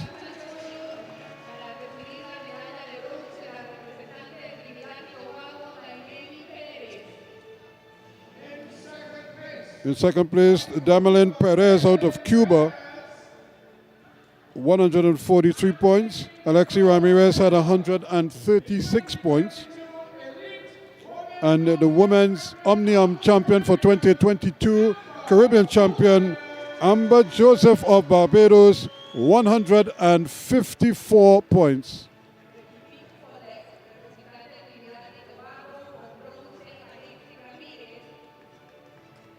So 154 points to her credit. And she is going to gleefully don the championship jersey, and deservedly so as well. Amber Joseph showing that she is really the class act among the women here. Herself and Delia Palmer are really two special talents indeed. Very much so. And I think this is the third jersey for Amber, winning the elimination before as well. And so this is the third time that we'll be hearing for her the national anthem of Barbados. And she thoroughly deserves her effort as well, her medals.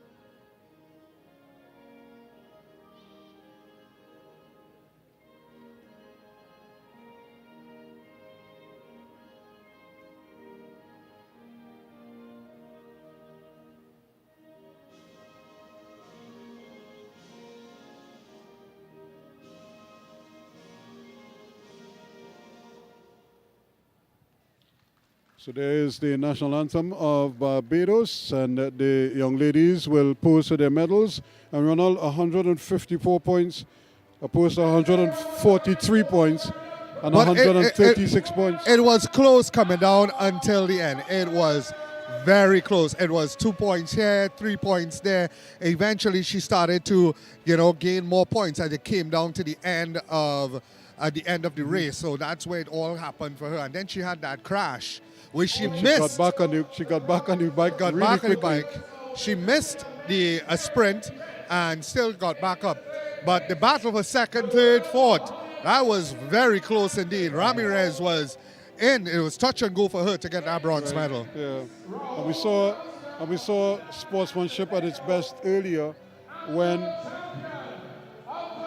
Sunderland of Barbados crashed, and Josane Phillips left his coaching boot here, ran up to the corner, checked him out, make sure he was okay, check his bike, put him back on his bike, pushed him back on the track, and to get him back in the Madison. Yeah. And they end up getting second place in the event. Yeah, I mean, at the end of it, we're all athletes. They're all athletes. They race together. Josane raced against Sutherland at the Grand Prix and so on.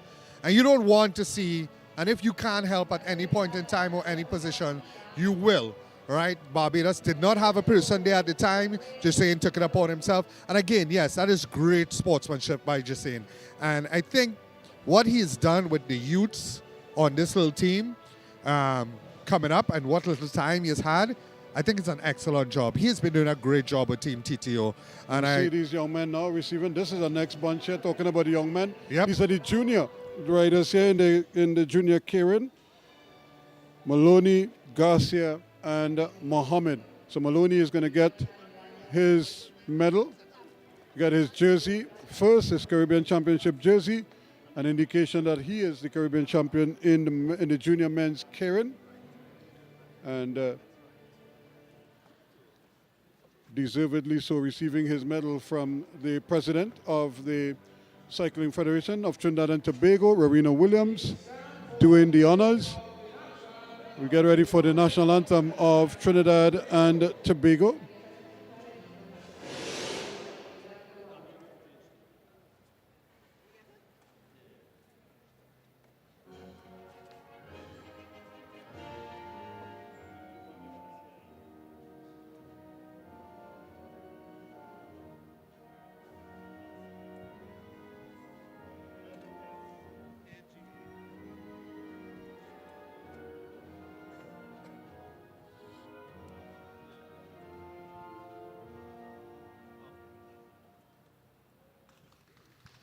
So the national anthem of Trinidad and Tobago played one more time. And Ronald, coming into this evening's event, Trinidad had 16 medals, 8 of them gold. And then with this closeout here, it just pushes them further. It just pushes them further away. I mean, yes, it was very, very good racing by all. Congrats to all once again. But Trinidad and Tobago really came out on top, grabbing those wanted and needed UCI points to get to the CAC games and also the World Cups, the World Championships. And again, we keep saying it, it's not time anymore. It's not like I do a time to qualify. It's all UCI points. It's all points, and the points get you to the World Cups. It gets you to Pan Am Games, CAC Games, the Olympics. That's how it works in cycling. It's one of the hardest events to get into qualifying events for the Olympics. So it's going to be an interesting year next year, because next year I think they have CAC Games. I think they have World Championships. Pan Am Games. They have Pan Am Championships as well. Yes. You know, so it's a full season. And the World Cups. The World Cup qualifying, Olympic qualifiers yes, as well. So everything is. So here comes Kwesi Brown now. He did the sprint, he won the sprint, and now he's taking the Keirin as well to do the double. An excellent ride. I was actually surprised to see him in the elimination as well. Mm-hmm. So he's a 3-time gold medalist now this weekend. He won the Keirin, he won the sprint, and they won the team sprint as well. Well. So he got a silver in the elimination. Yep. So I think he is one of the highest medaled athletes at these championships. Yeah. Mm-hmm. Him and Amber Joseph, I think, will be on score with male and female. yeah. And of course, some of the Trinidad and Tobago juniors also with multiple medal winners as well. Yeah. And we're Maloney, Maloney. And the way out they are going, I will be glad. I'm hoping to see them at the Junior Commonwealth Games 2023. Very interesting. I thought Devante got his strategy wrong in the Keirin. He burnt so much energy in that penultimate lap that he had nothing to come home with in the final analysis. And Romania, they just wore him down and then just passed him. So here's the national anthem of Trinidad and Tobago.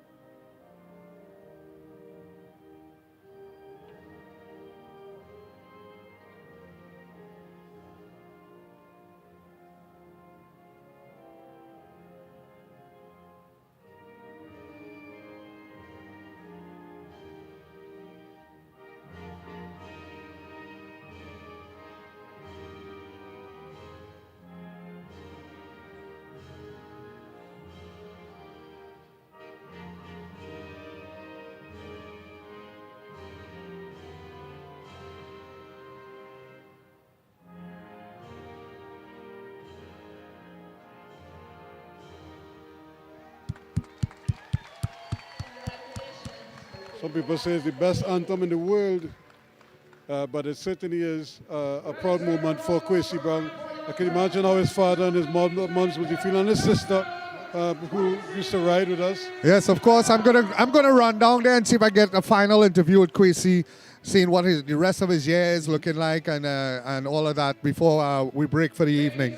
And there we go. So as Ronald makes his way over, we can just tell you thank you so much for being a part of our coverage here at the National Cycle Velodrome here in Balmain, Couva, as we try our very best to bring you the best action here. And we certainly thank you for being a part of it. We saw your comments, and we certainly want to thank you for your response, your real-time responses, and most of them positive. And we want to thank you. It was our pleasure to be able to bring you all these highlights in high definition. We trust that you enjoyed it thoroughly as well. And we look forward to you continuing to support local cycling here in TNT. So let's take you over now to Good where afternoon, Ronald ladies Dickey and is standing gentlemen. by It's with the Quincy end Brown. of the night, the end of 3 days, the end of 6 sessions. 3 gold medals, 1 silver medal. I wasn't expecting, right? In the elimination. Kwesi, you had an awesome weekend. I think you're one of the most decorated athletes for the weekend. How does it feel, to be Caribbean, 3-time Caribbean champion? I mean, coming into competition, considering the form that I was on, or no form you could say, I wasn't expecting to race this well. So it's really good for me to come out here and put on that sort of performance in front of a home crowd. So let me know what's planned for the rest of the year. Are you going back to Switzerland? Are you going to cut back a little bit, taper down? What is the plan before you move into your next sessions? As of right now, I'm trying to seek sponsorship to try and head back to Switzerland, because that's the main issue for me. Funding the trip of me being in Switzerland. So if that doesn't come to fruition, then I'll be based home for the rest of the year, leading up to Nation Cups. Well, we wish you the best in raising that sponsorship, and you hear it here. We need the help to get Kwesi back to Switzerland. So congrats again, Kwesi. An excellent weekend. You did Trinidad and Tobago proud, and we can't wait to see you back on the track. Have a good day, man. Ladies and gentlemen, that has been an awesome weekend.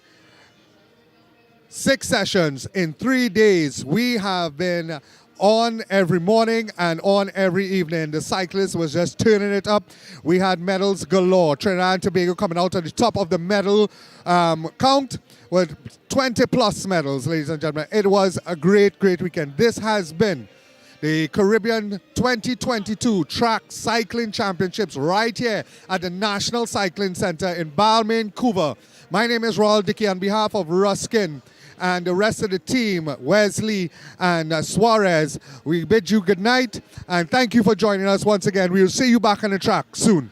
And of course, Ronald, we could also make mention of audio video and high definition audio and video, the company that provided us with the streaming service to make it so possible for you to see all this wonderful action over the last 3 days. So again, we want to thank them for all their hard work, and their contribution as well must not go unnoticed. Also on behalf of the Cycling Federation, we want to thank them for putting on a good show, and we look forward to the UCI coming here and really working with the local body to make sure that cycling continues to grow and develop, not just in Trinidad, but throughout the Caribbean. So again, on behalf of all of us, it's goodbye from the National Velodrome.